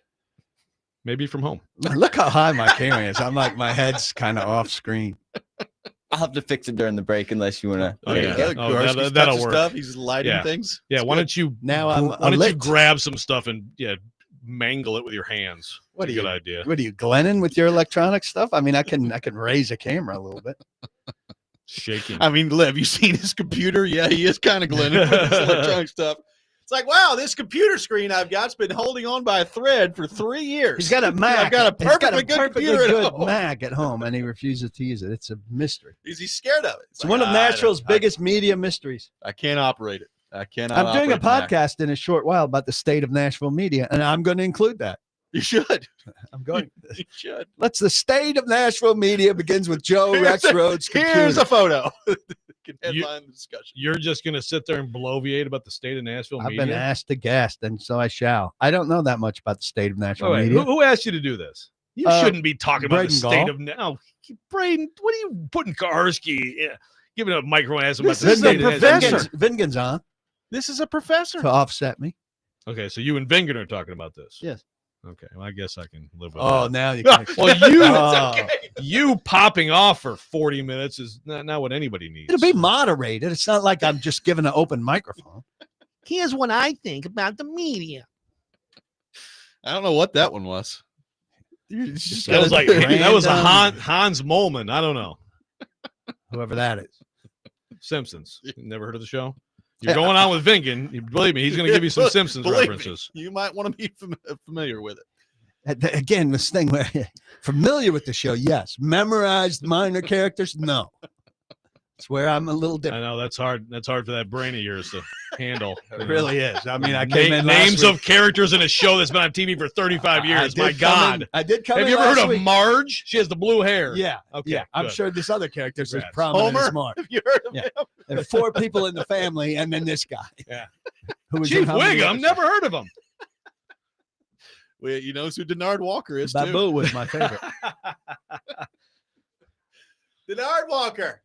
Still make that slip. boy. It's unbelievable. That's all right. Look, the guy was Yeah, in the you know- Super Bowl, and that's when this Dude, team was good. I was telling And I default to when this team was good I was because I'm telling such my, a bright, spirited guy. I was telling my dad, I was on YouTube the other day. I came across, like, you know how they used to do those NFL films, like season in review stuff. I Yeah. came across the 2000 Titans one. And Denard Walker made a nice pick there. I was like, yeah, Denard Walker, get in there. Ah. And then you're watching it, and you're watching, like, you know, Eddie George, Marcus Robinson, and all these people mic'd up all the time, Javon Curse. And it's like, man, that used to be fun, huh? How about that? I Kinda think feels that- like a lifetime And ago. his brain function Yeah. back then, I too. think there was what a a time. unveiling of that year in review is one of the many times that Bud flipped a bird. He was sitting in the crowd, and we all watched it in the auditorium. And then after we surrounded him to talk about something, and he flipped the finger to somebody There we go. in that conversation. Very consistent. I want to bring this up to you, PK, from Liam on the text line, because I think this is an interesting, quick little topic that's kind of off what we've been talking about. He says, I'm really surprised you find value in the announcers, Joe. Maybe it's just because many decades of listening to the likes of Ian Eagle and Beasley Reese, but I get a little more than annoyance from them. Apart from Dennis Miller, I was one of the few that enjoyed him. Okay. Now that's a take. Yeah, I think announcing really. Do you guys agree with me? Like, I need them to it matters reach- to me. I need them to reach a certain level. After they reach a certain level, I don't. I'm not as into it as you are, but Well, I just want Brady to me insight. doesn't reach a certain level. And then if they are especially insightful, it's a joy. But I come to not expect much. But see, that's the thing too. Is like, okay, so I agree. I think J.J. Watt, who did the Titans game, I think he has potential to be good. I thought he was good. Yeah. And it's one of that happens too. Like Greg Olson, when what was he, the 7th guy on Fox when he started? Yeah. 6-7 years ago, probably, right? But it's like, oh wow, this guy actually is like breaking it down, and it's doing like really quickly and actually giving you stuff you don't obviously know from watching the game. It's not easy to do. It's not that common. Yeah, like I don't. So the best guys should be good, and Brady is not. But I mean, most guys are not, above a certain line. Yeah. And so then I just want them not to be screwing it up regularly. And I don't know if I'm symbolic of most of America. I watch fewer and fewer games where I am like locked in on the game and not screening it where I'm following Twitter and following the game. Yeah. Sure. Simultaneously, where what's coming out of the screen audio wise is less important to me because I'm not locked in on it. This is just me. Like I usually only really focus in on the broadcasters when one of them annoys me. Like I'll just be fully honest with you, and I'm sure he's a great guy. But as I was watching that Florida State Alabama game, I was like, man, Joe Tessitore really gets on my nerves. Like I think it's just so over the top all the time, and it's like, hey, not everything. There's a 7-yard run. Yeah, like not everything requires screaming. Honestly, those are really the only time I pay attention to the broadcasters is when they're annoying me. I can't tell you who's broadcasting a lot of college games that I half watch. Gus Johnson? Yay or nay on Gus Johnson? I love Gus Johnson. So do I. He's kind of in Tessitore territory. Well, sometimes he does. It's like this, but when there is when there's a big one, it's good. He is like, oh my god! But the problem I have with him is he does some of that when it's like 2nd and 6. Yeah. And they pick up 4 he's yards. Got 66 to nothing games. He could be more selective. Also, that's true. Is the nature of the sport. That is true. What was your college football game this week? Mississippi State and Alcorn State. Yeah. It's great. I get all these explanations about how college football works and that it was necessary for Alcorn State. I understand the system. What I'm saying is that the system why is anybody watching this? The system is broken, and there could be no enjoyment in that game. And if you enjoy that game, you're broken. All right, along with the system. Wow, you're a broken human. Real quickly, says Kuharsky. We got to go real quick on this. How are we feeling about AFC South quarterback situations right now? Let's start in Jacksonville. How are we feeling about that? We got Liam Cohen and Trevor Lawrence sniping back and forth at each other on the sideline this week. Well, I'd like to rank them. Okay. So to me, fan base and how they feel about quarterback is as the Colts come in here flying high. Well, Colts are, but see, do high. they? No, listen, we were talking about this in the press room the other day. Remember the Saints last year? Saints started 2-0, and their offense looked like unbelievable. It's going to be a on the Cowboys. Great all-time offense. That's the Colts right now. Yeah, these aren't the Colts. If you're a Colts fan, like, do you really think that he is going to be Daniel Jones is going to be your long-term answer? I think you're praying and you're enjoying the moment, but I mean, if your hopes are way, way up, you're just bound to crash. So I think it's a question of who's in last, Colts. Because, I mean, the Titans and Texans have young guys. I mean, I know, like, Texans fans Stroud looks to be regressing. You might be. But still, like, if you're a Texans fan, realistically, like, you feel pretty good. Feel pretty good, right? I mean, who feels worse? Or because, again, Colts fans have this fake, sugar rush. But, like, Trevor Lawrence or Daniel Jones, who would you rather have as your quarterback?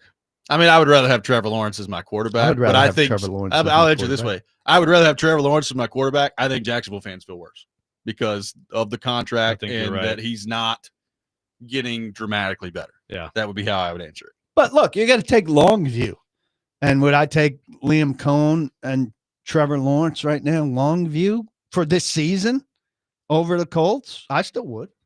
Yeah, but you're not a Jags fan who, like you said, you've been promised this guy is the greatest thing ever, and you've kind of just set, and you're just resigned to, well, we paid him. I guess it makes sense to pay him, but look at this. It's not any better.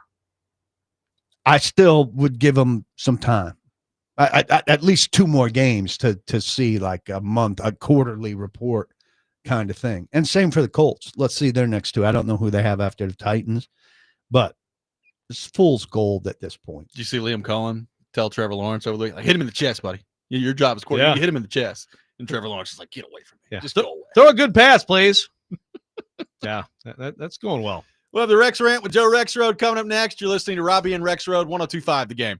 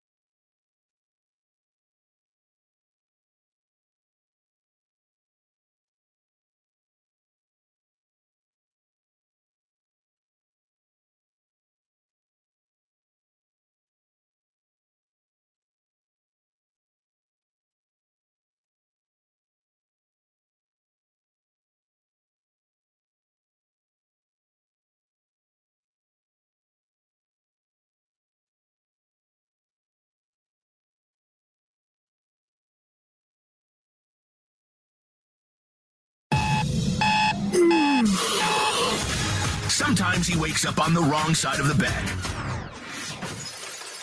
And sometimes he's just, well, Joe. Awkward moment, let's do it. This is the Rex Rant, now on Robby and Rexrode. Oh, yeah, yes, you suck, Nico, greedy, burr, burr, burr. Pitch and catch. And when I have to turn on the TV and people bring up that word and they try to casually throw the word out there like you do, but it's still the word. I might lose my mind today. Oh, yeah, you've always colored glasses. No, Archie, please don't do that.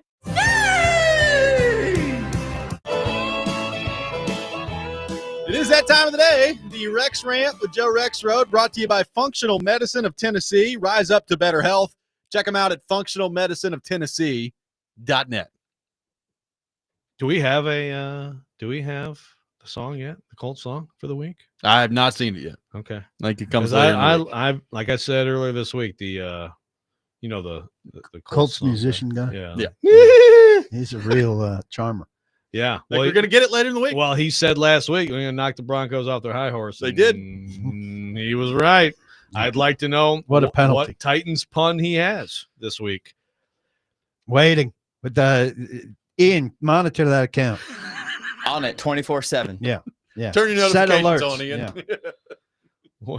We're going to get to the subject, who really, I'm just going to let him speak for himself for the most part. But Adam in Portland, I just want to get to this, Paul. He said, Paul's podcast is awesome, except for the part where he said Cam Ward has been made better by Brian Callahan. Except for that blatant lie, it's a really good show. Your thoughts, Paul Kuharsky? Good to know. Well, I think that Cam Ward so far has not been a reason that the Titans have not done well. I would agree.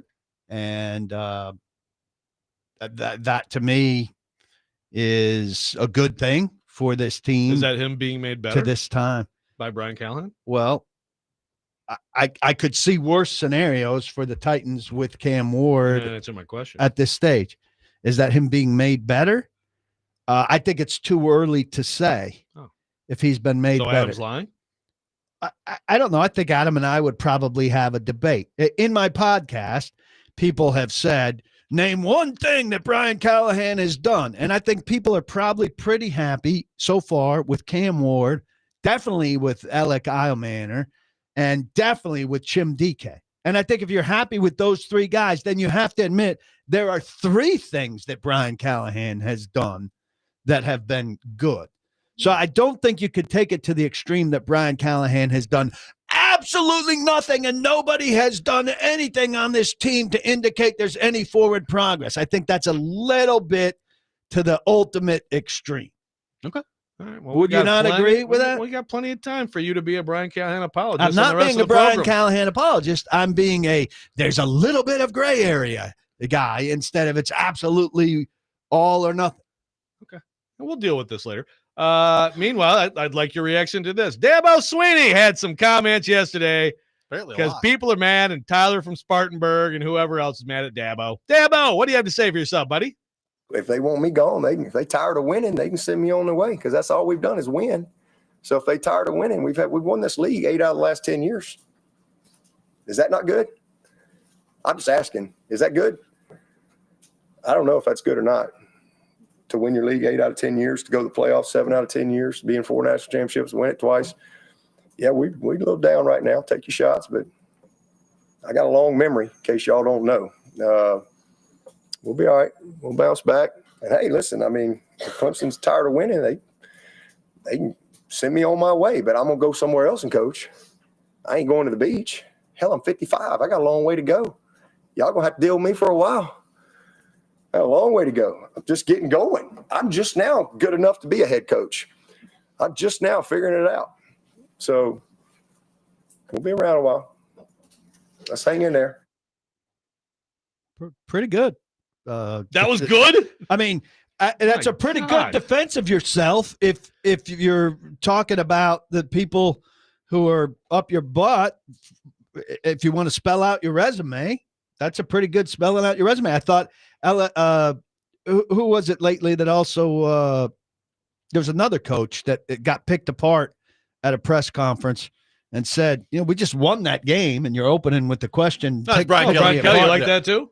I thought that was a pretty good defense of his performance. Maybe my rant is, what the hell's wrong with you? I think that's my rant. Well, the Brian Kelly thing was a pathetic display of your offense was terrible. You got 5 picks from a Florida quarterback who was a disaster. They're a bad team. They just lost at home to South Florida. You scored 20 points against them, getting 5 picks, and they totally fair. It wasn't like some argumentative question. He was like, what's going on with the offense? And he loses his mind Was that the opening question of the press conference? Yeah. That's how it read to me. Yeah, I don't know that that's how you open a press conference Oh, my necessarily, and I'm the God. kind of guy that would open a press conference like that. Here we go. What? Dabo, you're off the hook. Coach, fantastic win. Just a super. I thought the shrimp etouffee was amazing. You're amazing. And then in the 5 questions later, I asked about the offense. Huh? So Sweeney listed what he's done and said he's won a lot in defense. He said a lot. I mean, that What was did he talk for an hour? that was a pathetic display of being defensive. Like, yeah, we all know that the whole criticism of Dabo is, yes, you used to have an elite program. You used to go to the playoff 12 team last year. That's different. But you used to be in title games. Like before all And this. it's not much of a conference. I'll give him that. Again, he's going 10 years. And all this stuff, all the great stuff you did was before the transfer portal, NIL, which you have disavowed completely. So now you're trying to spin everybody on, well, what's different? What's different? No, the whole point is you have gone down as a program. And so when I guess it's kind of unfair when you set expectations a certain place because you were great. That happens, right? It's a reality of sports. You set expectations here. You're not allowed to just be like, yeah, we'll be down here now. Well, you should be happy because we were up here before. No, that's fair. Are you Good God, Kuharsky. Are you sending Dabo packing? He said if you wanted to send him packing, go ahead. No. What's his next school? Pick a next school for Dabo. Well, people have done the Alabama thing with him, but I mean, if they love him at Clemson, they'll love him at Bama. Yeah. I mean, he played at Bama, South Carolina. Go to replace Shane, Beamer. you're out. Maybe Shane will go to the Hokies. I don't know. I mean, I don't think that. I mean, he's gonna stay at Clemson, but again, just the spin job that he's doing here. It's like, yeah, but people aren't saying you suck, you're terrible. It's since college football has changed, you have a very good program. You no longer have an elite program. Clemson fans aren't allowed to be mad about that. Sure. Okay. Keep up with the So times. you're wrong on everything. Keep up with the So you're times. wrong on everything. Great. The text line's pissed at you, so I'm not alone. I think I liked your column better where you bitched about the start time for the Michigan State game, though it was very personal because you want to be awake for the Michigan State game. But that was I got assigned that column. That was a good take. Did you really? Thank you. Well, they said you're our Michigan State guy, so we'll give you the Michigan State. Spidey! But that was a good column. It's ridiculous for any team that plays in Central or Eastern time to be playing a game that starts that late. Right. I mean, but it's good for the Malaysian fans. Exactly. It's true. They got 517 alums in Thailand. It's great. Big. What time game start? 11 a.m. kickoff. Let's go, Bangkok. They should fly you Bangkok out. will be rocking. They should. You talked about messing up people's clocks. They should fly you to Bangkok and have you do a column at the MSU bar in Bangkok. Dude, that would be awesome. I would totally do that. That gout would flare up in a hurry. It would be a big problem over there. Yeah, they eat a lot of pork, and I love pork. Yeah. In my defense, I think I'm somewhat immune to college football coaches defending themselves. Like, this clearly. is part of the charm of the sport, you would tell me. This is what coaches do. You're just an apologist for everybody. Let's get Positive PK. Let's get back to all the improvements that Brian Callahan's made per Kuharsky. Get Rexrode over to Thailand. Take a representative from Functional Medicine of Tennessee with him, and you'll be all set over there. Your sidekick. I would need that, actually. The gout sidekick. Need needles nearby me at all times. We got a lot of things to get into on the Titans front with PK. We will do that for the next hour on the show. Take your questions for PK as well. 615-737-1025. Robby and Rexrode, 1025 The Game.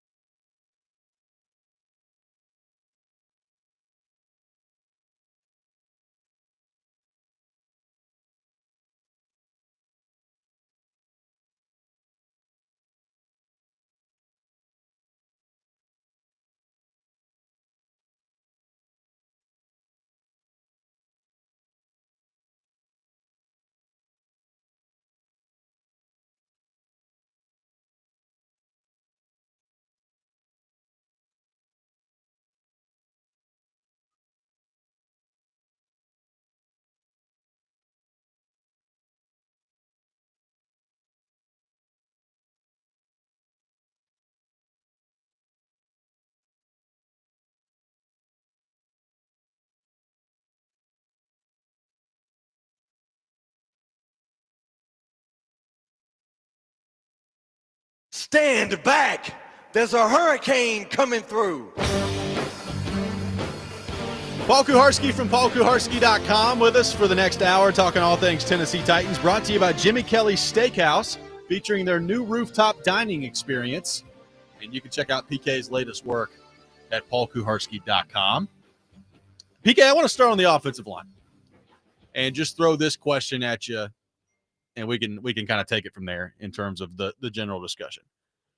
When are we going to start to see the positive effect from Bill Callahan on this offensive line? Now, look, I realize J.C. Latham is hurt, and obviously that's a problem. So I with that in the background, I understand that.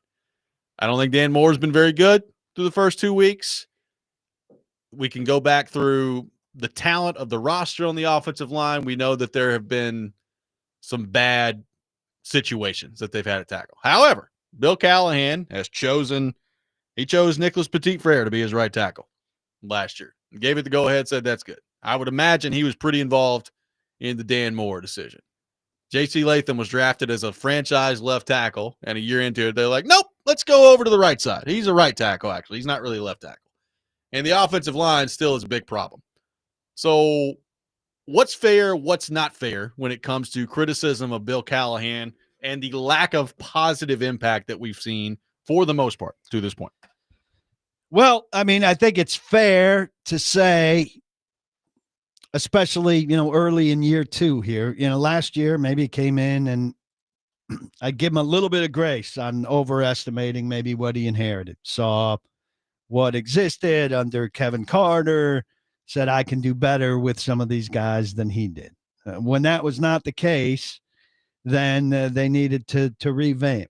All right. He's got new people in Dan Moore, in Kevin Zeitler. I think Dan Moore is one of these guys where they got the best guy available, and the best guy available is not as good as you hoped. And I think they acknowledged in a lot of ways, as they brought him in, hey, this is the best guy out there, but he's not, elite left tackle. He's better than what we've had, or he's better tackle than what we've had, and we're adjusting our tackles. Now he started poorly. They seem to really, hint around the edges like he's not going to be great against elite people. And against bad players, he might be okay. Yeah. And they made it like, well, in the AFC North, there are a lot of elite people, and then in our first 2 games, he saw very good people. The Colts don't have a good pass rush. This is the week for Dan Moore to be dominant. Kwity Paye's like, okay. Yeah. Let's see. Kwity Paye. Mandor. Is not the caliber of rusher unlocked that the Titans have seen or will see. But, I mean, I don't know how they sign him and don't look at Houston and say, oh, man, the Texans are going to be a substantial problem for this guy.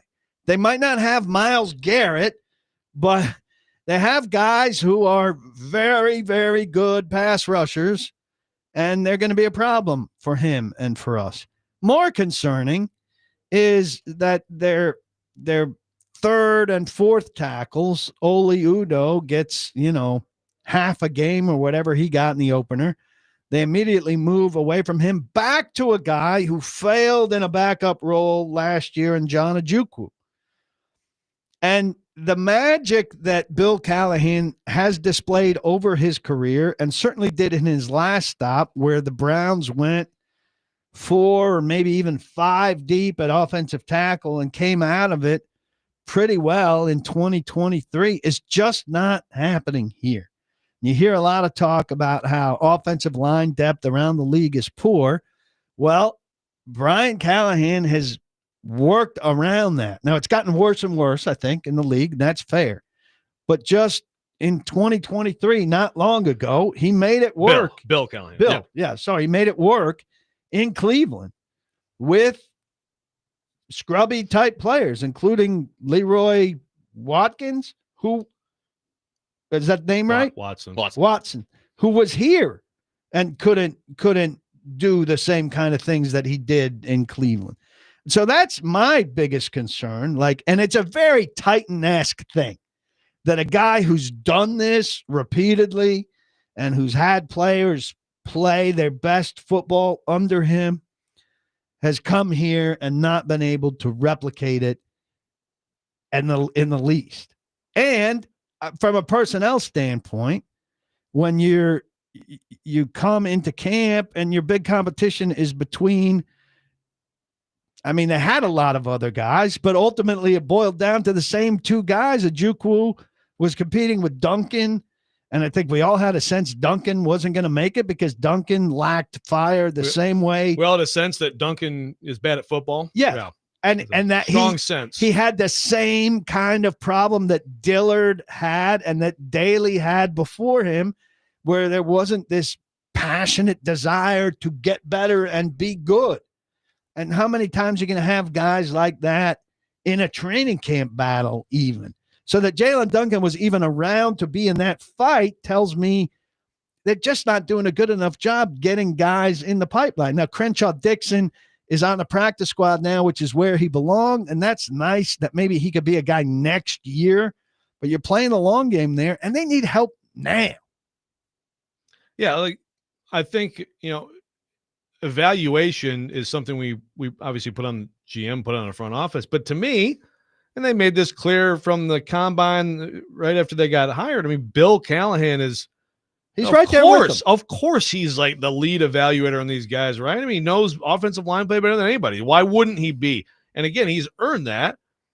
So where's the disconnect?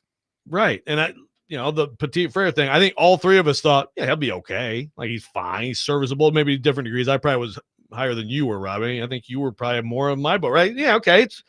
And if Bill Callahan looked at the tape and thought, okay, I can work with this guy, and then it's just a disaster. Again, I think maybe that's a little more of the intangibles with him. But, yeah, he just hasn't, J.C. Latham's a left tackle. Absolutely. That's where he'll go. That's perfect.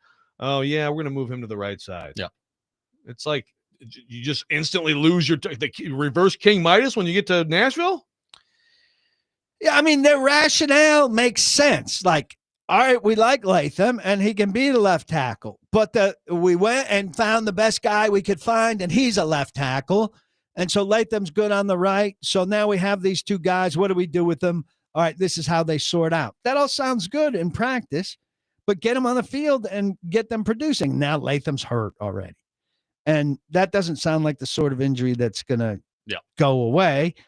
I hope I'm wrong, but that sounds like the sort of injury that even when he comes back is going to nag or resurface.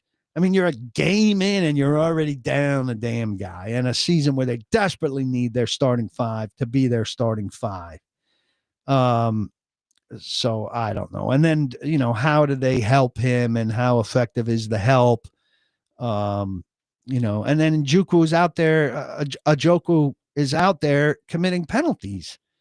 I mean, do they see potential higher ceiling for him, or do we know what this guy is with the experience that he's had, which is not inconsequential so far? And if he is what he is, how did you not do better? How can you not find better? And I understand that there aren't guys out there, but this is supposed to be a guy who could get somebody and given a month of camp with him, shape him into serviceable. Where is the serviceable? Yeah, that's a great question. Let's head to our 102.5 The Game phone line, driven by WilsonCountyHyundai.com. Welcome in Santa and Portland to the program. Santa, good morning. Thank you for calling in. Good morning, Rob, Joe, Paul. It's my current time to call in and defend Brian Callahan. All right. Someone has to take up his cause. I think there's got to be a time, sometime, when we start blaming the players for not learning what they're supposed to learn. I listen to Paul's podcast too. I'm a new subscriber. It's really good stuff.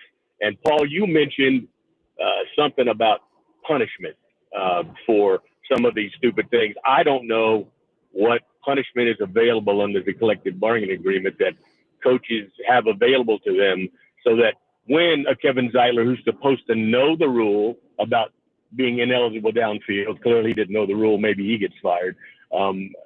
goes downfield, you can do something about stopping those things, false starts and things of that nature. Just talk about that a little bit, if you will, and you guys enjoy the rest of your day. Thank you, Sam. Appreciate it. Well, I mean, you can get fined for certain stuff, and you get run at practice. It's typical that there's running at a Monday shakeout for penalties. That's kind of a traditional thing, but I do think we tend to skip past players too often on this stuff. John O is out there committing penalties. If you ask, I said this in the podcast after the game. All right. You could be as down on Callahan as you want, but why would you think that he's not being coached to do the proper things by a veteran offensive line coach, as opposed to thinking Ojukwu is messing up? I mean, which side of that argument are you taking? Yeah, I think he's being coached to do the right things, and he's not doing them. That's fine. Well, so why are we not more upset with him than we are with this coach? You shouldn't have picked him. He shouldn't be on the field. And when you have 13 for 130 something, yeah, I'm going to start looking at the coach a little bit. Oh, I am too. Overall, there's a thing. But I think to get there, you have to say these players are fed. I wrote about penalty offenders last week, and I still think a lot of instances – a guy is simply over. If you're false starting. I think in the Titans situations, a lot of times, because the coach is telling you. Because you shouldn't be on the you've field. got to hold. Yeah, well, because you shouldn't be on the field. Right. But the coach is telling you, you've got to wait for the snap. You've got to wait for the snap. And inherently in your brain, you're thinking, this guy's about to kick my ass, and I got to get started as fast as I can. And you're going to make that mistake sometimes because you're worried about getting beat. And the fact of the matter is, when you do start on time, you are getting beat regularly. Why? Because you're not as good as the guy across from you. Right. So the root of the penalty is you're not as good. Now, I don't want to defend Brian Callahan, but it's not Brian Callahan. Well, it's not Brian Callahan's fault that at so many positions, the Titans are not as good as the guy across from them. That's a systemic Titans problem that's been going on for some time. And Borgonzi could only do so much to the roster in one season, and we've been saying that season after season, but we've been through 3 GMs in 4 years, and the roster's not that good.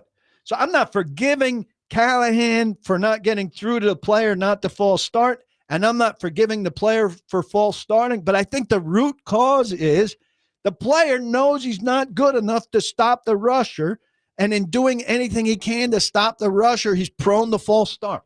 Well, respond to that coming up next. Take your thoughts, 615-737-1025 on the Titans front. Robby and Rexrode, 1025 The Game.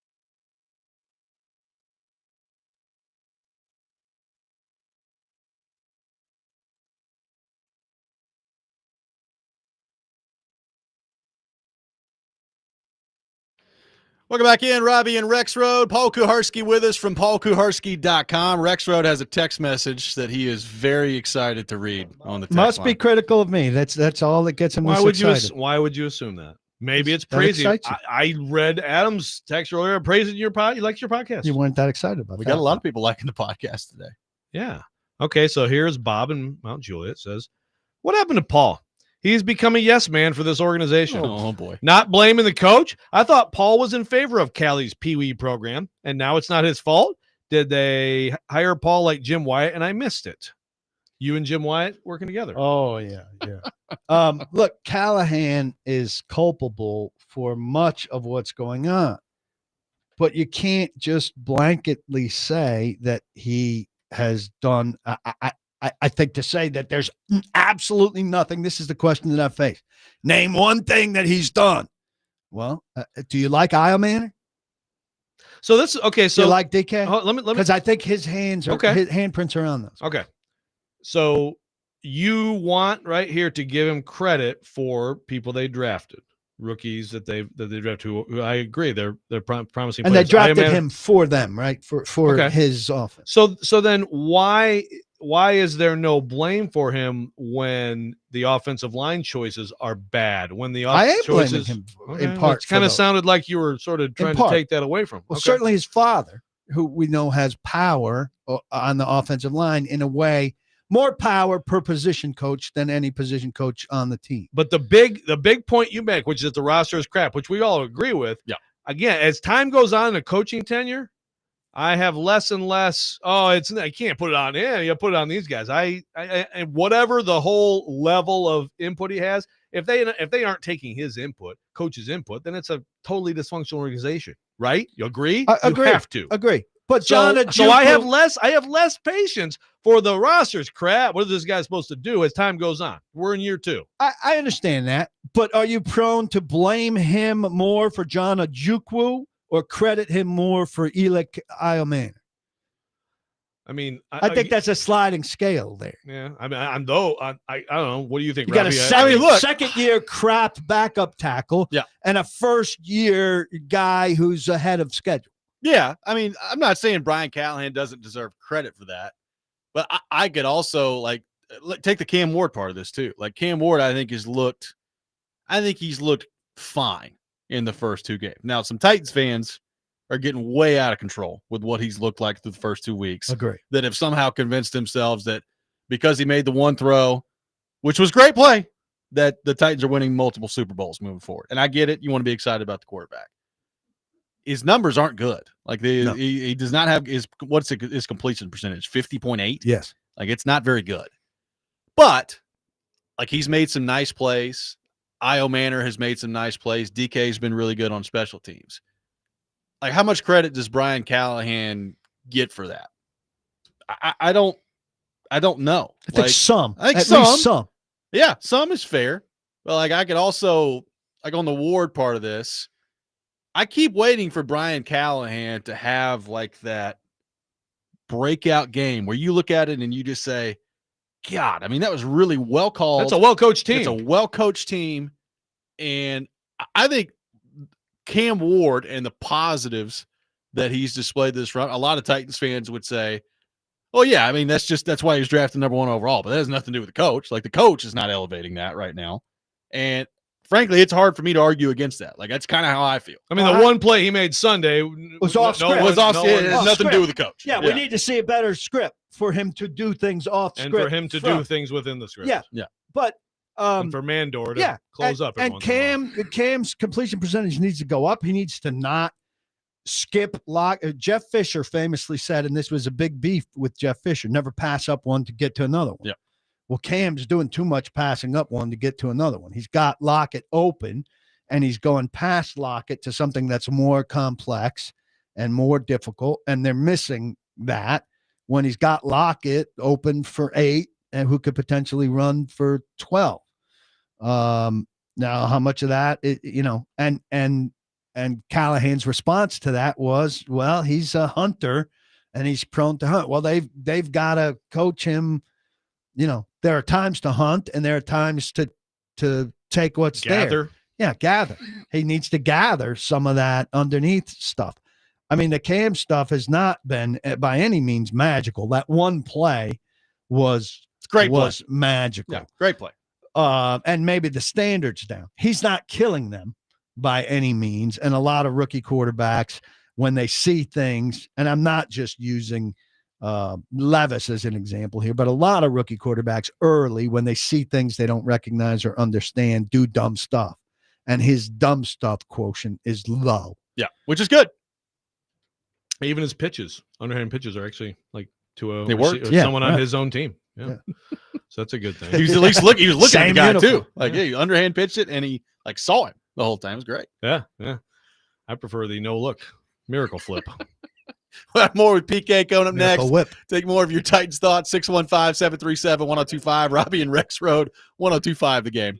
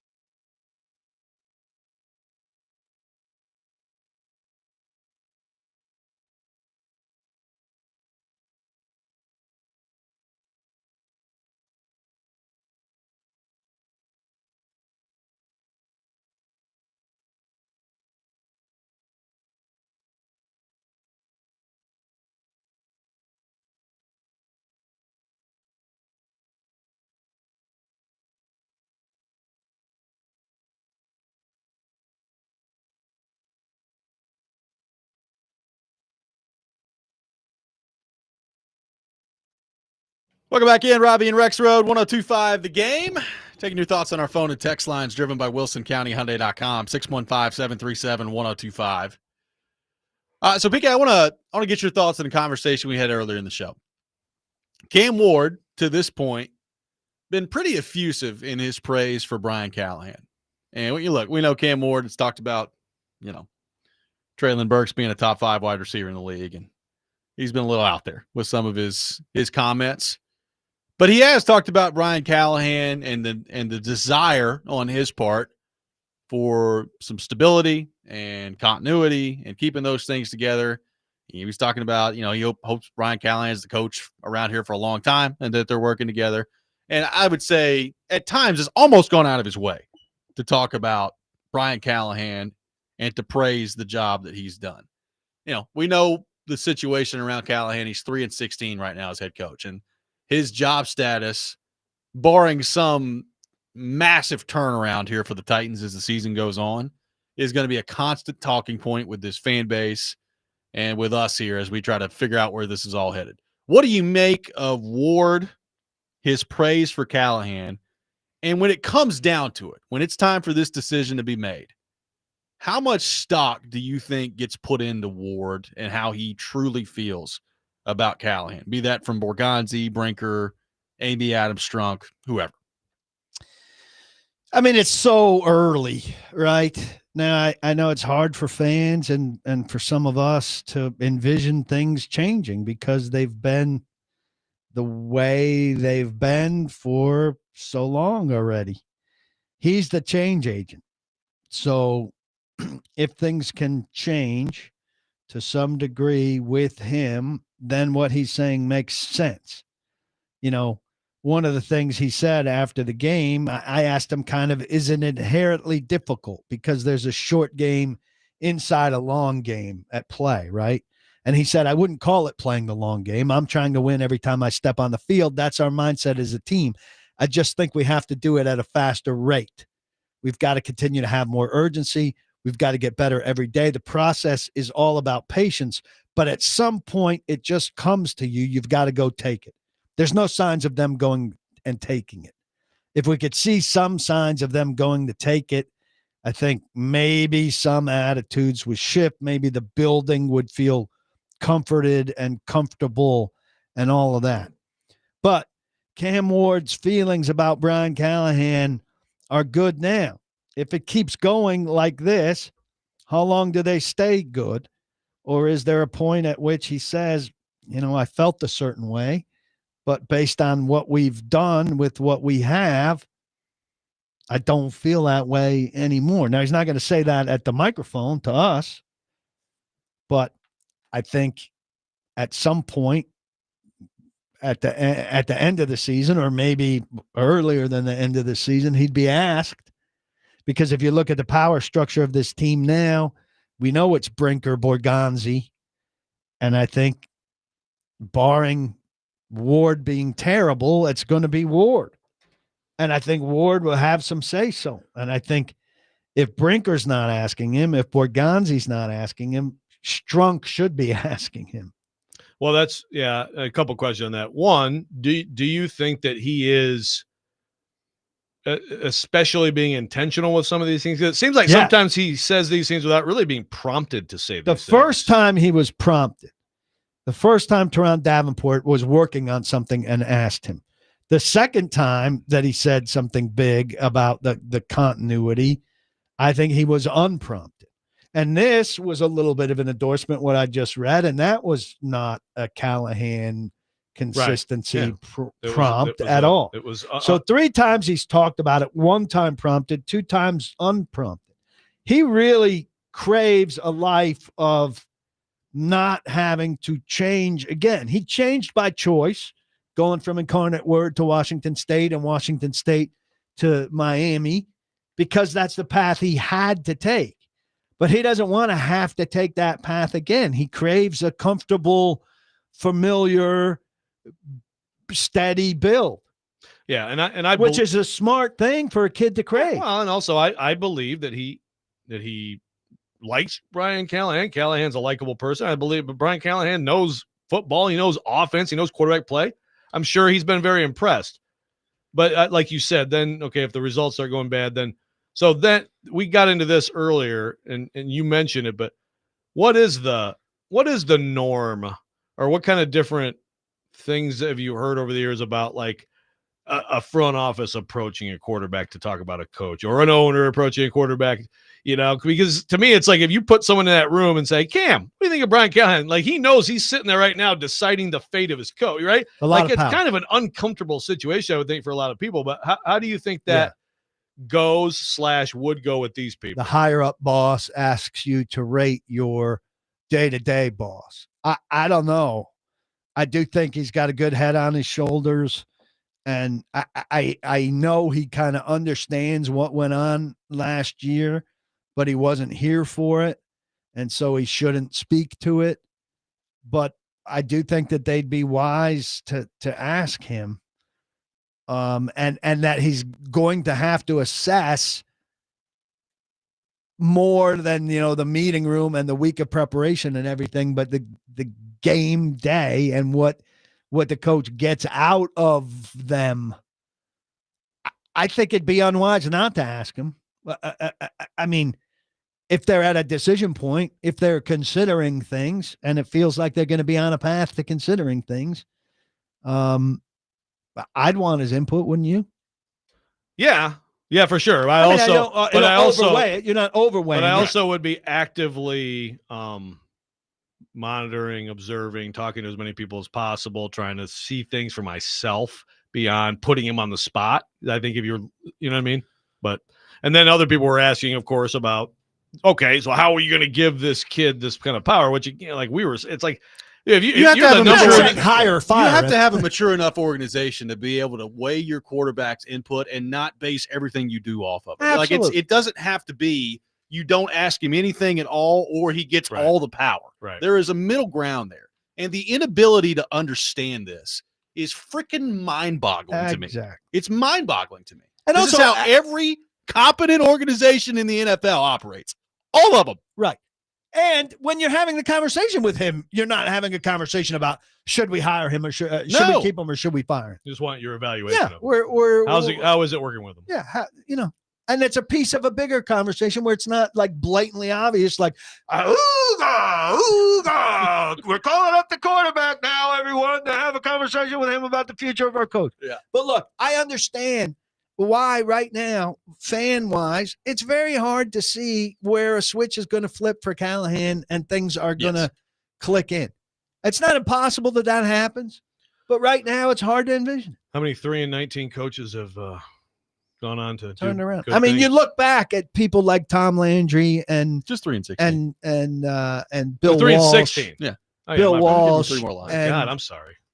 Tom Landry, Bill Walsh, and I think Chuck Noll all started horribly. Now that's ancient history, and the league doesn't have patience for that kind of thing anymore.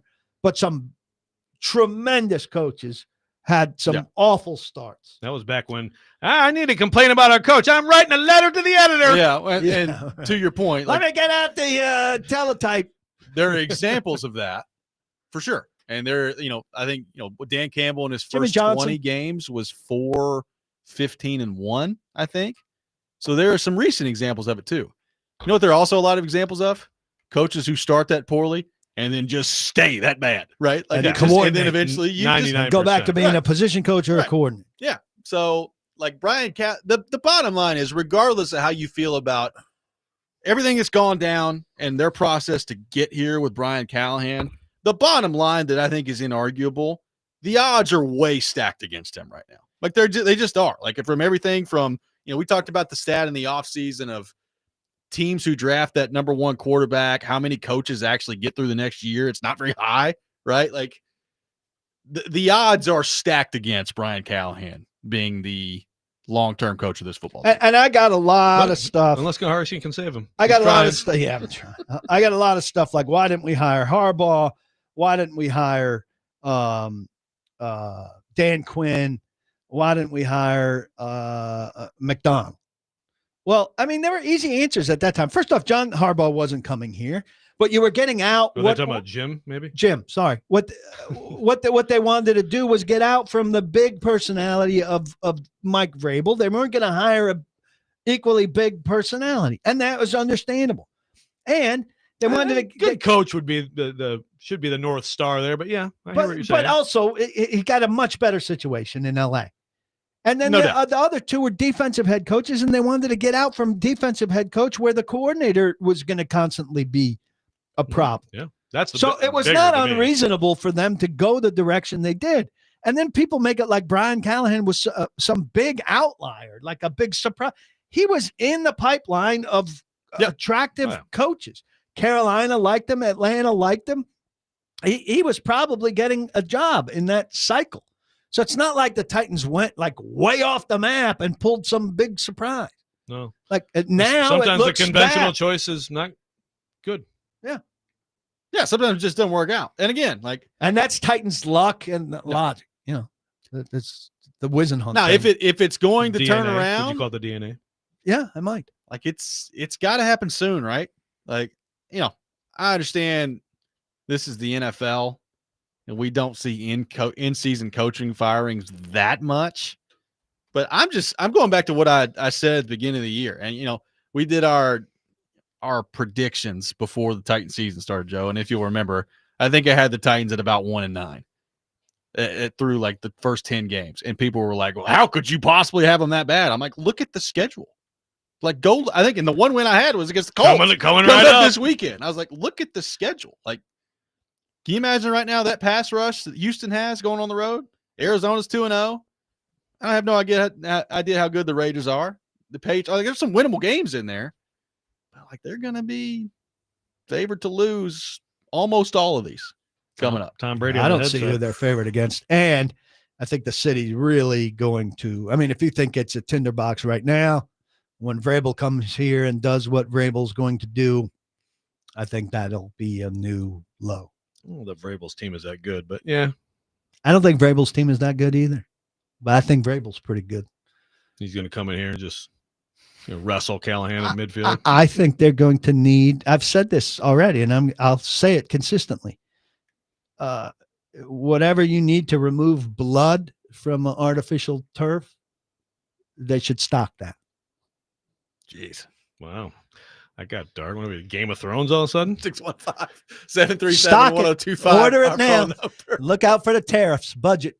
Couple more thoughts to get to on the Tennessee Titans front with PK coming up next. Robby and Rexrode, 1025 The Game.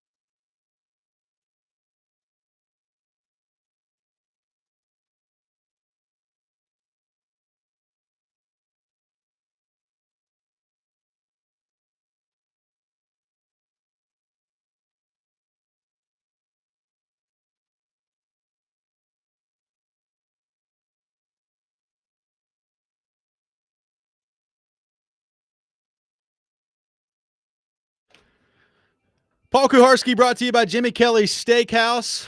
PaulKuharsky.com. You can be up to date on the latest Titans information. PK, what did you make of L'Jarius Sneed, who we saw a lot more of on Sunday against the LA Rams? I had mixed feelings, to be honest. I think he made Stafford make some tough throws, but I'm about to post a film review of him from Drew Beatty, who does these things at paulkuharsky.com now. And he's smarter than I in reviewing the film, is very encouraged by what we've seen. They need him healthy and out there because the depth after him is just not nearly as good as it should be or maybe felt like. I think Darrell Baker might have been a semi 1 year wonder. His play is not as good as it was last year. Marcus Harris may be coming on. But look, you need a clear cut number one guy in today's NFL. And it's looking like Sneed can be that to some degree, complicate things at least a little bit for somebody like Devontae Adams, who could have done much more damage than he did. And I think he'll get better, Sneed, week to week, provided his body allows for it. I'm sorry, like this is probably me succumbing to trolls again. It's I'm obviously very bad at that, but like both of these, YouTube and the text line, the whole play calling head coach, and guys, this happens all over the league. Brian Callahan was not coming here to be the offensive coordinator to call play. He was the offensive coordinator at Cincinnati. If he gets, as Robby has said, if the play calling thing gets taken, he just fired. Can we stop with that? Yeah. Are you just trolling? Tell me. Admit it. They're desperate for somebody else to call plays. And like you're saying, if you take plays away from him, he's done. Basically, yeah. The reason for it, as Ian explained, is because these coaches lose their head coach, they lose their play caller, and then they have to keep replacing their play caller because, again, everybody wants the head coach who comes in to call plays like the Bears just did with Ben Johnson, and it's all over the league. The Vikings, the Bengals. It's like this is the hot thing. Now, more people like Brian Callahan fail at it, as he has done so far. It'll change. Well, then, yeah, maybe it becomes – but the idea of not losing your great play caller to a head coaching job is appealing. And by the way, if they're replacing him, I would expect them to look for the same sort of thing. Wouldn't you? I would. Yeah. That's what I would do. Yeah. Yeah, I mean, obviously it's like – now they need that pool needs to replenish. I don't know that there are super obvious play calling coordinators who are head coaching candidates right now because Liam a bunch Cohen's of them doing have it too, been, right? Yeah. Cliff Kingsbury is the one. Yeah. And by the way, but when he's been a head coach, that's been very good. That's both in college and the pro. But he's probably getting a second chance, provided that Washington continues on a good track. But like, there's danger to Cliff Kingsbury. No doubt. Absolutely. Jacob on YouTube asking if there's any update on Kevin Winston and when he may get on the field. I think the rehab has been a little bit spotty, a little bit up and down, and they're not going to rush him. And Condre Diggs, I think, has been good so far. So I don't feel like they're not going to hurry him. So I would think another week or two at least. So do you share Robby's confidence that the Titans are going to beat the Colts on Sunday? I think it's easily their best chance in these first 3 games. Oh boy. There's some very excited Colts fans that are all over these chats. I'm not going to pick some trash. I'm not going to pick them to win until they win. They're winning the game Sunday. Oh, they have to win a game before you pick them to win a game? Yeah. Wow. I mean, it'd be foolhardy. How it's brave of foolhardy you to take another. Why aren't you picking them? Well, maybe you should see if they win Sunday and then tweet out, "I picked them to win this game." No, I don't pick look, games. they just won. I picked them to win. I don't spend What like courage. whole episodes making picks. It's not what I do. Oh, okay. Do you make picks or not?